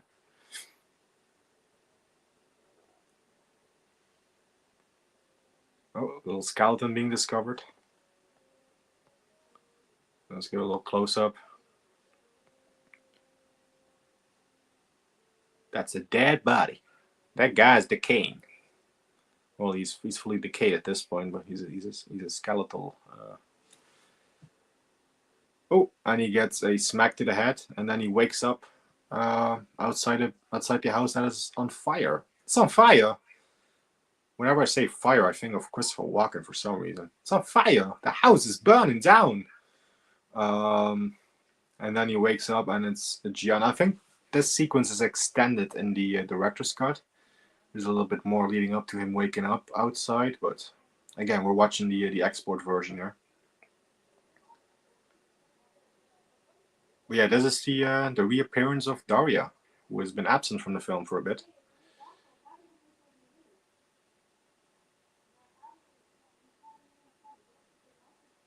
So the first time I saw this, I was like, so does this mean that Daria is the killer? Because Daria does have the eyeshadow, just like the killer has. So, and you know, with him being whacked upside the head in the house and then waking up and all of a sudden she's there, I was like, could she be the killer? That's another thing with these giallos, right? It's like whodunit. It's like red herrings and all that stuff. It's like, could he be the killer? Could he or she be the killer? Is that person the killer? It's like a little guessing game as well, right? With a lot of these. Again, with this one, if you are very perceptive during the opening bits of the film, you will know what the identity is of the killer. So this is a film where you could potentially know when you watch the film with a very keen eye at the very beginning, or it's one of these films where you are guessing all the way through. The first time I watched this, luckily I did not. I wasn't really too perceptive. I guess I didn't really pay attention to the little detail on screen when. Again, it will be revealed later for people who haven't seen it yet, but it is one of these films where. Yeah, it's another giallo trope. It's like, who done it? It's a guessing game, you know. Yeah, Trauma isn't great, but it was kind of lackluster attempt at a. Oh, let's try it again. Yeah, Trauma isn't great. It was kind of a lackluster attempt at an American breakthrough. Ah, okay. Yeah, a lot of those films are with his daughter Asia, isn't it? Like Sleepless, I guess. Standheld Syndrome and all that stuff.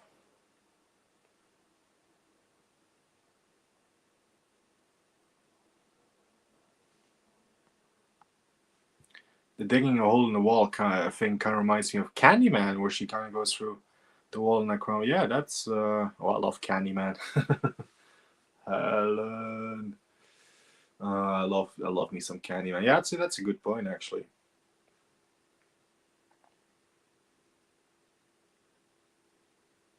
Yeah, this little girl is creepy, man, with the little tick that she has. She's just like licking her lips and like the tongue coming out regularly and stuff. It's like. That's a creepy ginger kid, you know. There's another wall scene in Two Evil Eyes. I'm on it. I'm gonna watch that as soon as I can. Can't believe I have the DVD for that and I still have not watched the fucker. Oh wait, there's another one. I also have the DVD for Heaven's Gate. I still haven't watched that either. But yeah, at least with Heaven's Gate, you can excuse me because it's fucking 3 hours. Even longer, I think.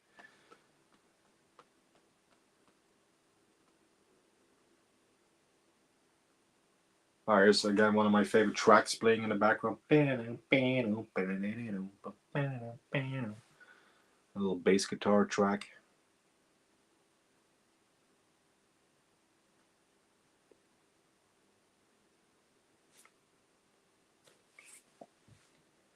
Hang on, I still got some Coke. A Coke and a smile.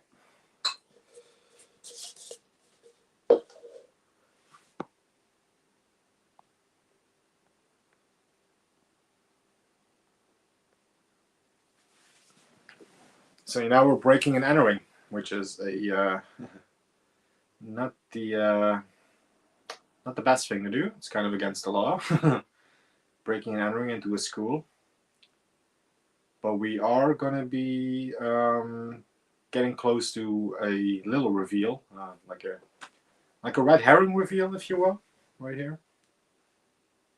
Yes and no, I guess, in a way.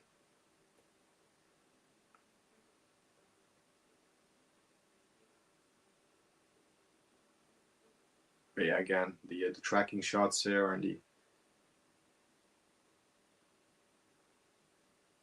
it's a beautiful looking film, especially this lovely 4K restoration by Arrow. Looks fantastic. The little girl isn't this similar to the little girl in Hereditary. Yeah, there's a few of these creepy Italian kid actors in these films, or annoying kid actors. Like, do I need to bring up Bob from House of the Cemetery or House by the Cemetery? Fucking Bob. Who names their kid Bob? You know. Like, either fucking Robert or Bobby, but not fucking Bob.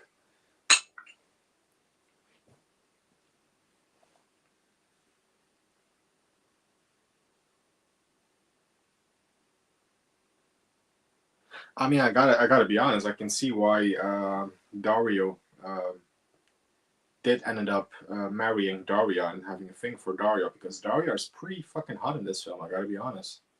Like, I don't know, something about the hairstyle, something about the makeup she has on with the eyeliner, and the way she's dressed. I mean, yeah. I guess I kind of have a thing for Daria. Don't tell Dario though. Dario, Daria. Yeah, I can see that connection as well. It's like, hey, our names are very similar.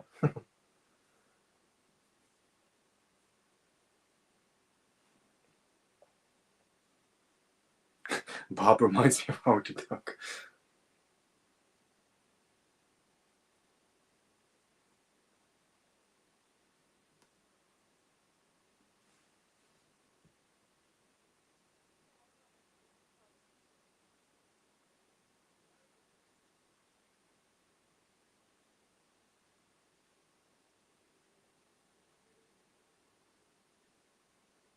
Yeah, the shots in this film are fantastic again, man. It's Gianna. The killer is here. Time to put on the gloves again. Yeah, I haven't seen it all the way through as well. I'm familiar with the film. I'm familiar with scenes, but yeah, still haven't seen Howard the Duck all the way through. Just saw bits of it on TV. Yeah, I'm familiar with quite a bit of the film, but I've not seen it all the way myself either. So yeah,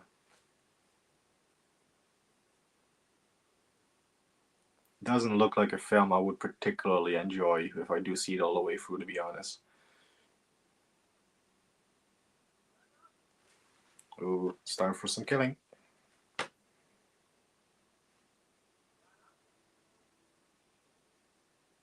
Or is it? Might actually watch it after stream. I haven't watched it in ages. Yeah, I've been on a giallo kick for the last few months. Been rewatching a lot of them. I just recently rewatched some of the ones I've only watched once, like Iguana with a Tongue of Fire by Ricardo Freire. I've rewatched that one after watching for the first time when I bought the disc in 2020 or 2021. There's a few I've really been getting into again, rewatching. A few ones I've been adding to the collection.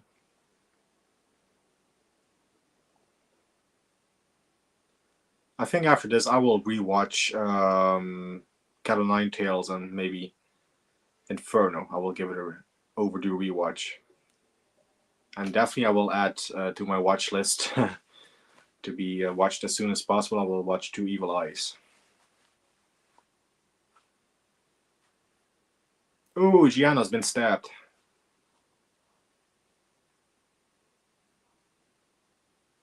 I was just talking about how much I started to like Daria. She does make it through this film, doesn't she? Because I think it's ambiguous. It's like you don't really get a resolution to what happens. It's like,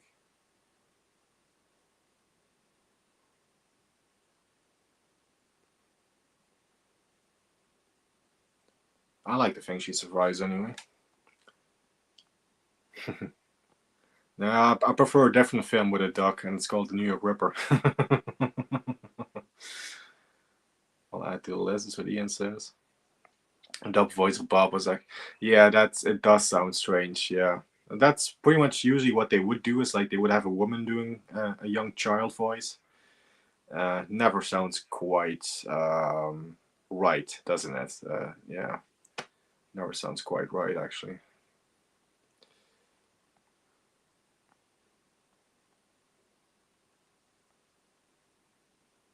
The list is building.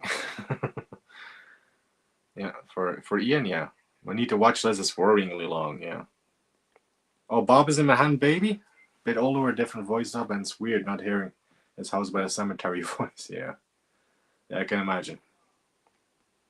Oh, that's a movie that Ramon is gonna watch after soon as Dark Glasses, only Argento flick that he hasn't seen. Ah, okay. Except for some historical comedy. Yeah, the 5 days, right? Yeah. I know that's available by Severn Films, so but that's another one actually that I have not seen. That's dedication, Hutch. Just found online. Okay, there you go. I wouldn't mind watching that one as well. So again, my need to watch list or things I want to watch is fucking long as well. So yeah, it's never ending, really, isn't it? So yeah. So here we have Carlo, the gay homosexual friend, drunk friend of Mark, David Hemmings, being revealed as, well, at least having something to do with the killings. So now here he is with a gun to David Hemmings, pointing at David Hemmings. His comeuppance here, though, it's pretty fucking brutal, I must say. It's a really cool scene. Definitely going to give that a close up when we get there.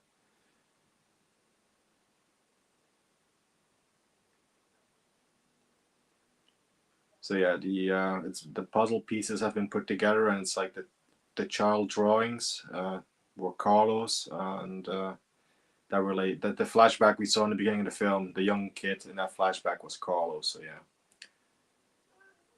Now he runs away. The cops are now here. Which, yeah, that's another thing with these giallo. Like, the cops are useless until we need the cops not to be useless, right? So here are the cops who have the aim of a stormtrooper because they're shooting right next to him, but they don't hit him. And here Carlo runs away. I gotta give this a close up. He gets hooked by something on the back of the of this little, is it a garbage truck? I think it is, right? Yeah, and he's dragged across the streets for a little bit. Oh, this is brutal.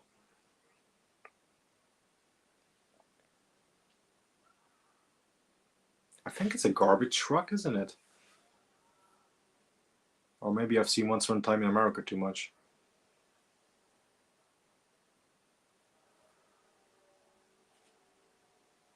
Oh, and he hits his head.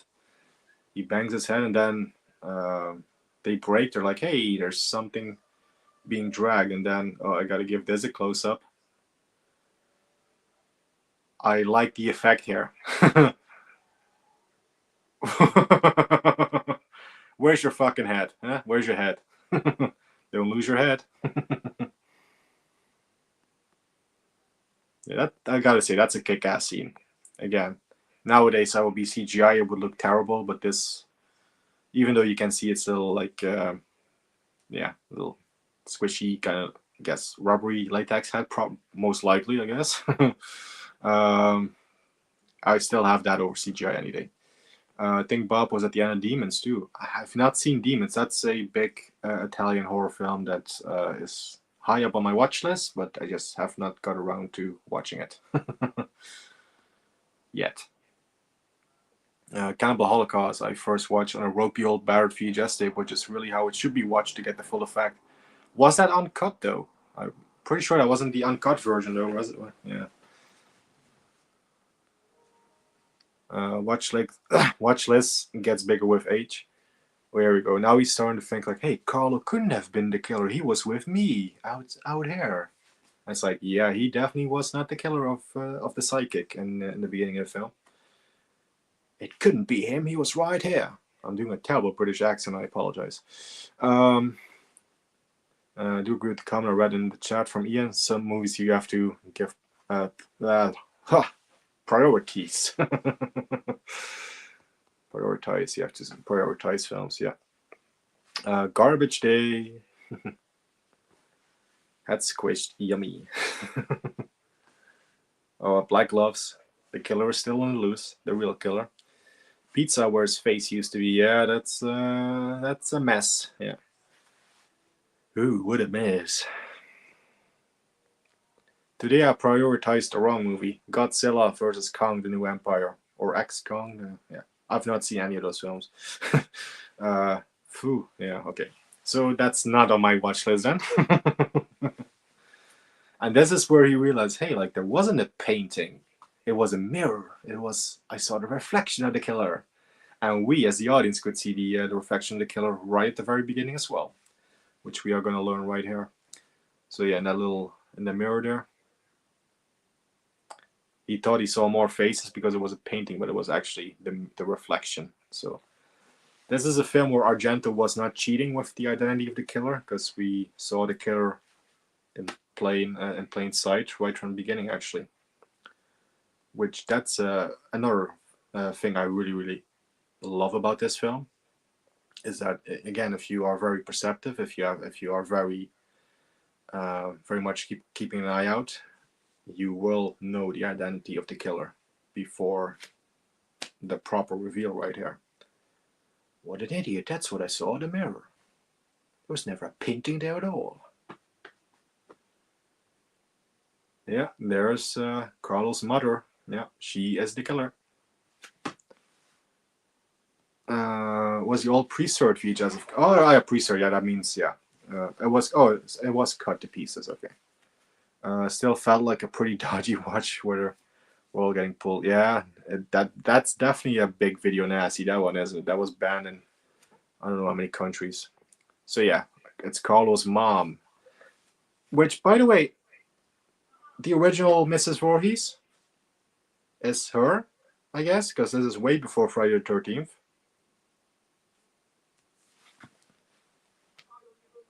So that's interesting. I think she might be like a template for like Mrs. Voorhees.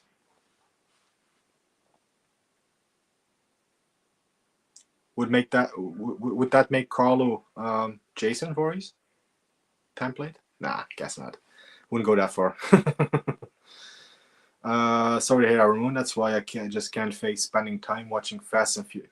Well, I agree. I've not watched a single Fast and Furious film. I've seen bits of the first one and I wasn't impressed. So yeah, I agree there with those films.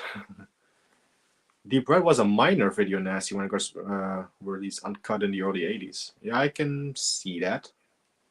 Oh, now we see the opening flashback in full. So yeah, it's Carlo's mom who killed Carlo's father in front of him. With a big kitchen knife, Michael Myers will be pleased. Yeah, there we go.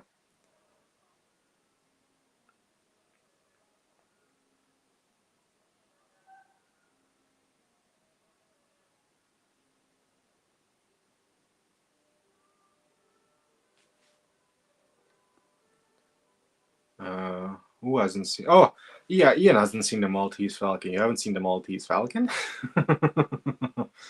Oh, only the last 5 minutes. I got first the great ones, then the rest. Oh, here we go. Oh yeah, she once again has a big meat cleaver. So yeah, this is giallo with a black gloved killer, not with a straight razor this time. Oh, and now again, speaking of losing your head, which was mentioned just a little bit earlier, her necklace gets stuck here in the. And let's call up the elevator. I think this bit is a little cut here in the export version, though. I think this is more gruesome in the director's cut. But yeah, that was her head.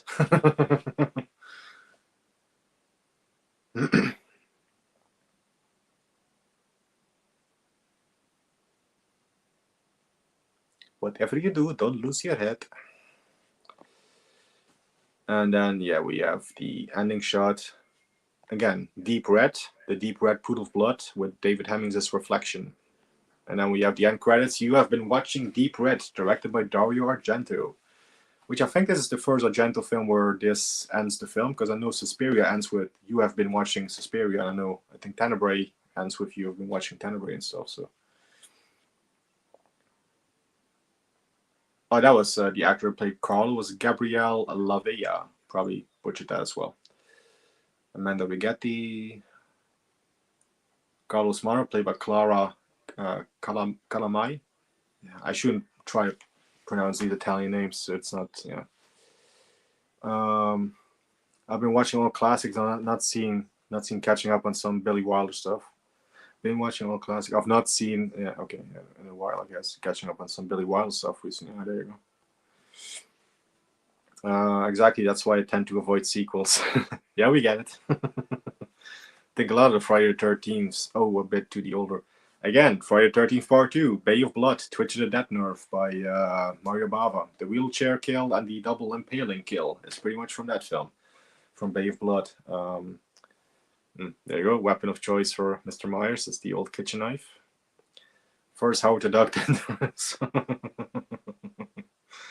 But to compensate for the Godzilla film today, I've also watched Victoria, which was pretty good. German crime drama from 2015, filmed in one single take. Oh, it's one of those films, isn't it? Okay. Cool. Like what's the one that's 1917? That's what I was thinking of, by Nolan. Although there's strict read of that film, of course, with the one take film.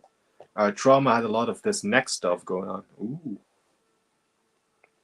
Oh, and that was we're gone dark now. That was the end of Deep Red, at least on the export version.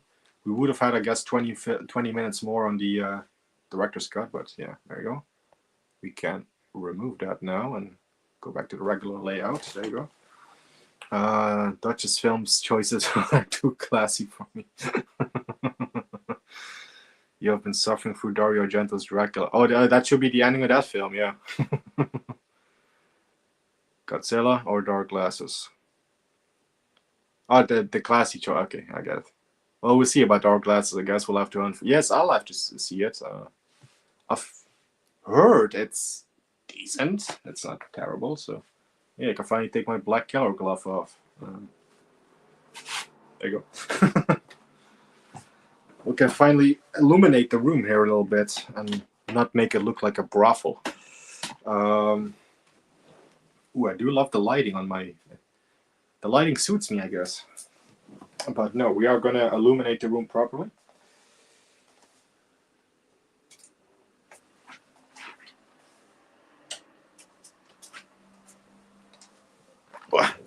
There we go.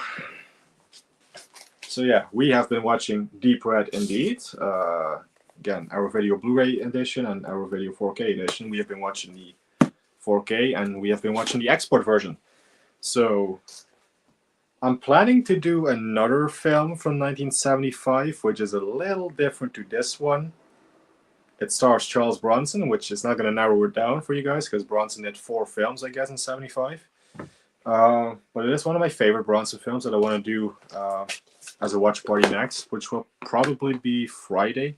Maybe I'll do it on Friday, maybe some other day, but I'm going to do another film from 75. I want to do another 50th anniversary watch party.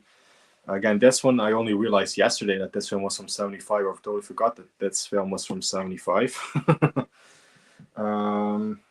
So I was like, hey, you know what? I'm in the mood to watch Deep Red again, to do a watch party on Deep Red. So there seemed to be some love for it. And when Gareth brought it up yesterday on the 50 Slashers stream, I was like, that could be an idea to do that. So I'm off today, off work. So why not? Why not indeed? We're going for a smoke and then we're wrapping the stream up. Plus, I saw that Gareth wasn't doing anything today. I was like, you know what? Let's fill in for Gareth because he's not doing anything. That's exactly the thing I was going for there, Mr. Myers. Very, very perceptive. Illuminate, deilluminate. Yeah. Hey, Google, turn on the lights now. Can I? Okay. All right. Definitely a very memorable and distinctive movie. We've gone from deep red light to yellow. Well, yeah, more natural light, I guess. More.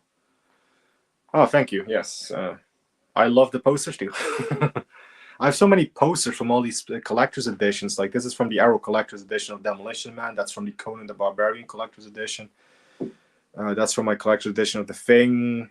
That's from the Vengeance Trails Arrow video box set. That's of course Fistful of Dollars. I always rotate these posters. Like occasionally I put on some other posters and other. I rotate them around a little bit. But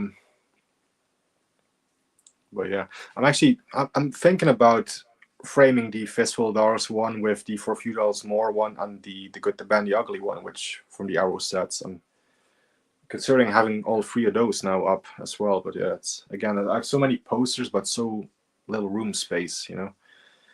I'm running out of room space. Anyway, let's go for smoke. I'm keeping you guys for too long.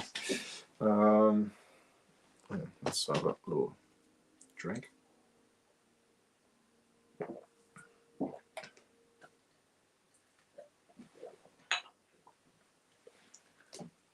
I guess now that we have better light, I was wearing like very appropriate black gloves. So, am I a giallo killer? Who knows? Okay. Why is my other screen? Hang on, before we go. My phone I was recording the TV is still actually attached to the studio. I can hear myself double now. Go away, go away. Is he going now? I think it is, yeah. Yeah, that's better. Now we can go for the smoke. Oh shit, that was my red light. A red spotlight.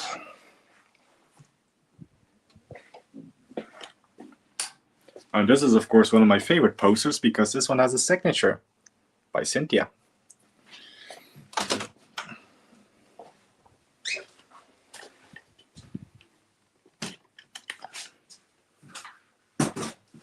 If anyone has a Bloodsport poster, send it to me because I'm meeting Bolo next month.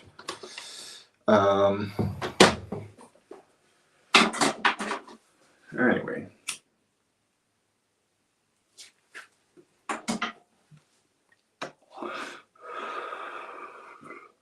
Loads of posters to put up, but no, yeah, that's the problem.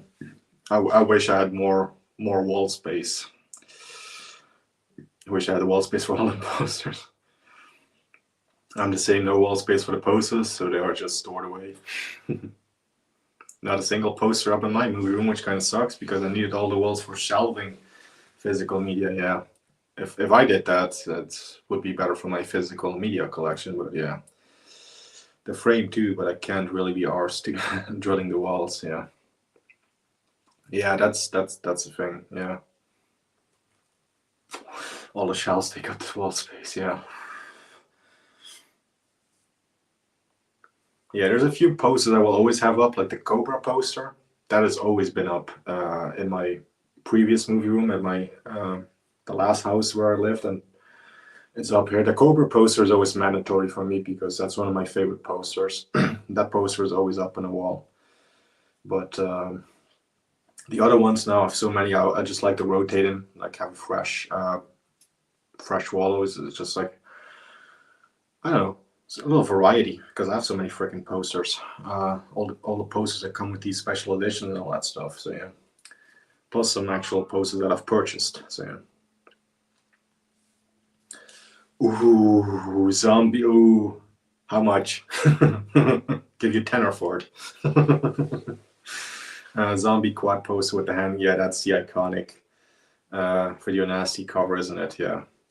A reproduction, but looks awesome. Hey, I don't care. I'll still buy it off you. My favorite posters is I have Labyrinth and Rocketeer. Oh, okay. I changed my mind. I want that one instead.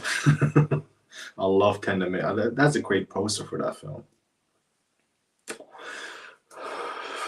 You know, the Bronson poster I want is Rider on the Rain, where Bronson is like shirtless. It's like showing off the bicep and stuff. He's like kind of manhandling this poor woman on the poster. It's like brutal. I love that poster. That's the Bronson poster that I want.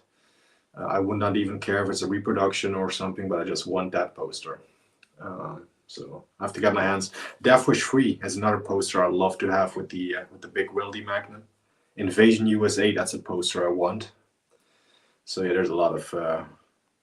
I have a lot of posters, but there's still a lot that I want as well. I thought it was your Gremlins one, Ian. Yeah, for Ian's favorite posters. Gremlins is a good poster. I wouldn't mind a Gremlins poster. Like the Gremlins 1, 2, Last Starfighter. Hard to choose. Yeah, the Rider on the Rain one. Yeah, for me, that's probably my favorite Bronson poster. Although I would not say no to a Once Upon a Time in the West poster with Bronson on it, because that's my favorite Bronson film. Yeah, I should do a watch party on that film. That's a long one, though, for a watch party. I can sit through it easily, but I don't know if y'all can.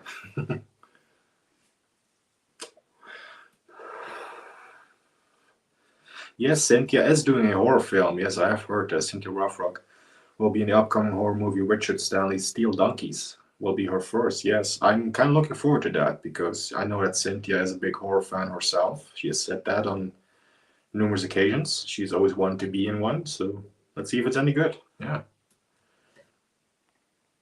I'd like to see it. The problem if you put her in a slasher, like, she's gonna kick Jason's ass, isn't she? Like, she will just scorpion kick Michael Myers or Jason Voorhees, Ooh, making me even more jealous. Mercenary, yes, spaghetti western posters, yeah. Oh, they have some great posters. That's definitely a rabbit hole I can go down into and be all skint, but yeah.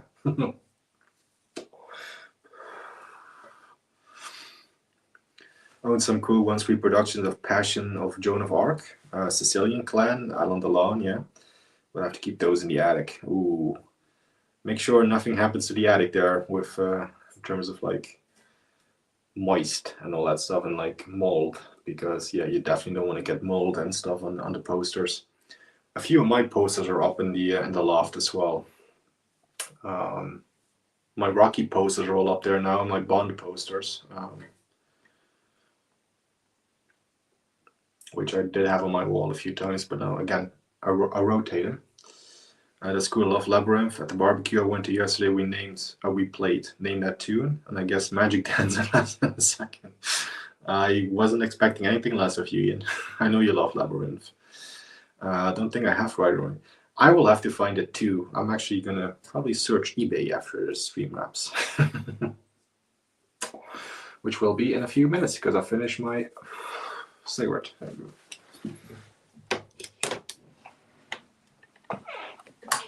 It's off to the gym for me after this one, actually. I have to do some pumping. Kind of going stale a little bit.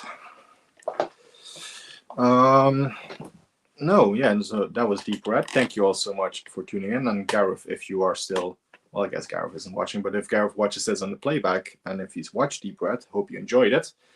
And indeed, like Ian said earlier, hopefully there will be some giallo watch parties maybe with Gareth. Who knows?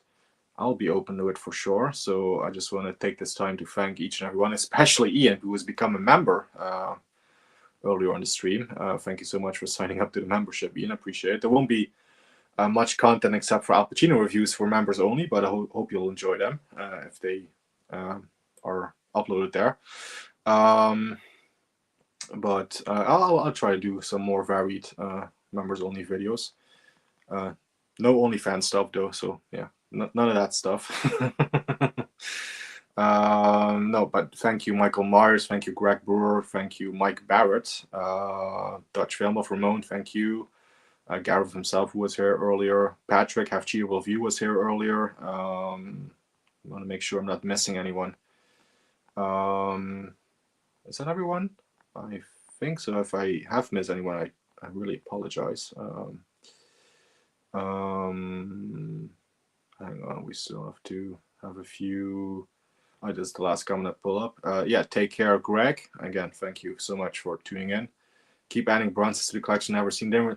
Yes, my Bronson collection. I pretty much have all of his from Once Upon a Time in the West onwards, I guess. I definitely have all of the 70s ones now. From the 80s, I'm only missing Act of Vengeance, which was a TV film he did in 86. From the 90s, I think the major one I'm missing is The Indian Runner. Other than that, I have the Family of Cops films. I have Donato and Daughter. I have Death Wish 5 is from the 90s. Seawolf, I have that one. There's still a few to get, but yeah, my Bronson collection is looking pretty good right over there. It's right over there. And the thing there we wanted to start a poster company once, Ren and I, and we made 2 test posters using non-copyright image. Pretty cool. Bloodsport and Ooh, I would love to see a Bloodsport one, actually. Yeah, awesome. Yes, Rider in the Rain does have Eva Green's mother in it. Who, what's her name? Oh, yeah, the redheaded one. Someone will tell me. I can't think of her name right now. Why am I have fucking Rider on the Rain right here. Hang on. Hang on.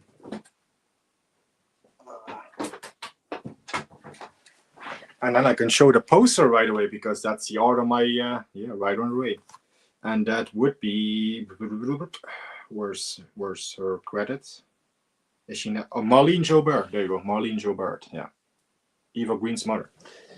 Oh wow, look at that, gifted 5101. I still don't know how to do that. I've been a member of Gara for a bit, but yeah. No problem. Happy to support. Thank you, Ian. Really appreciate it. Really appreciate it. Gareth is busy alphabetizing the VHS. Yeah, that's going to take a while for him. Thank you, Ramon. Thanks, Ian. What a legend. Yes, indeed. Enjoying all the. Oh, thank you. Thank you so much. I try. Yeah, Sean Penn did direct that one, The Indian Runner. Yeah, I've heard good things about it, but it's still one I have to see and own. So yeah, I did have Act of Vengeance on VHS. We'll never forget Keanu. Yes, I know what you mean. I've seen that one. Gareth made it possible for me to see that one. Gareth had a VHS rip of it. But anyway, that is the last of the comments. So once again, thank you one and all. Ian, Ramon, Michael Myers, Mike Barrett, Greg, everyone. And with this, we've watched Dario Argento's Deep Red. And next up, I will probably do a watch party of 1975's. Hang on. Again, go to my Bronson collection. Where is it? There it is. So yeah, Bronson had a few films in 75, but I want to do a watch party of my second favorite Bronson film, Hard Times. So I'll probably do it this upcoming Friday, or I'll find some other suitable date for it. If I can, I'll try to get a guest in for this one, because this is definitely a film I would like to hear somebody else's opinion on as well while we're watching the film. So I guess open invitation if anybody does want to join. But yeah, Hard Times is I do want to do a watch party now. One really, it's been a while since I've watched it. It's definitely one I want to watch again. Bronson doing some bare knuckle fighting. It's one of my favorites. Walter Hill's first film. It's a great one. It is a great one indeed. Was waiting for Hard Times. There you go. Yeah, Myers is on board for it. Deeply entertaining. Haven't seen. Oh, that gives you some time to watch it then, because I think that one is available if you look for it. This Eureka Blu-ray, I think, is actually still available. Correct me if I'm wrong, but I think this exceptional Eureka Blu-ray is still available. But anyway, that's definitely the watch party I will do next. Again, when, I don't know. It will maybe it'll be this Friday, but follow this channel for further updates. And with that having been said, thank you all once again, and we'll see you soon. Take care. Take care of yourselves. Stay safe. Keep punching. And we'll see you all very, very soon. Do I have an outro? I should learn from Gareth. I still have Eli Wallach saying, from the end of the good to bad. You know what? Let's have Eli Wallach take us out. Why not? Let's have that as an outro. That's the only thing I got. So anyway, we'll see you all very soon. And thank you all so much once again. I had a blast watching Deep Red. Anyway, so we have Not related to this film, but we have Eli Wallach having some last words for us. So, adios, guys.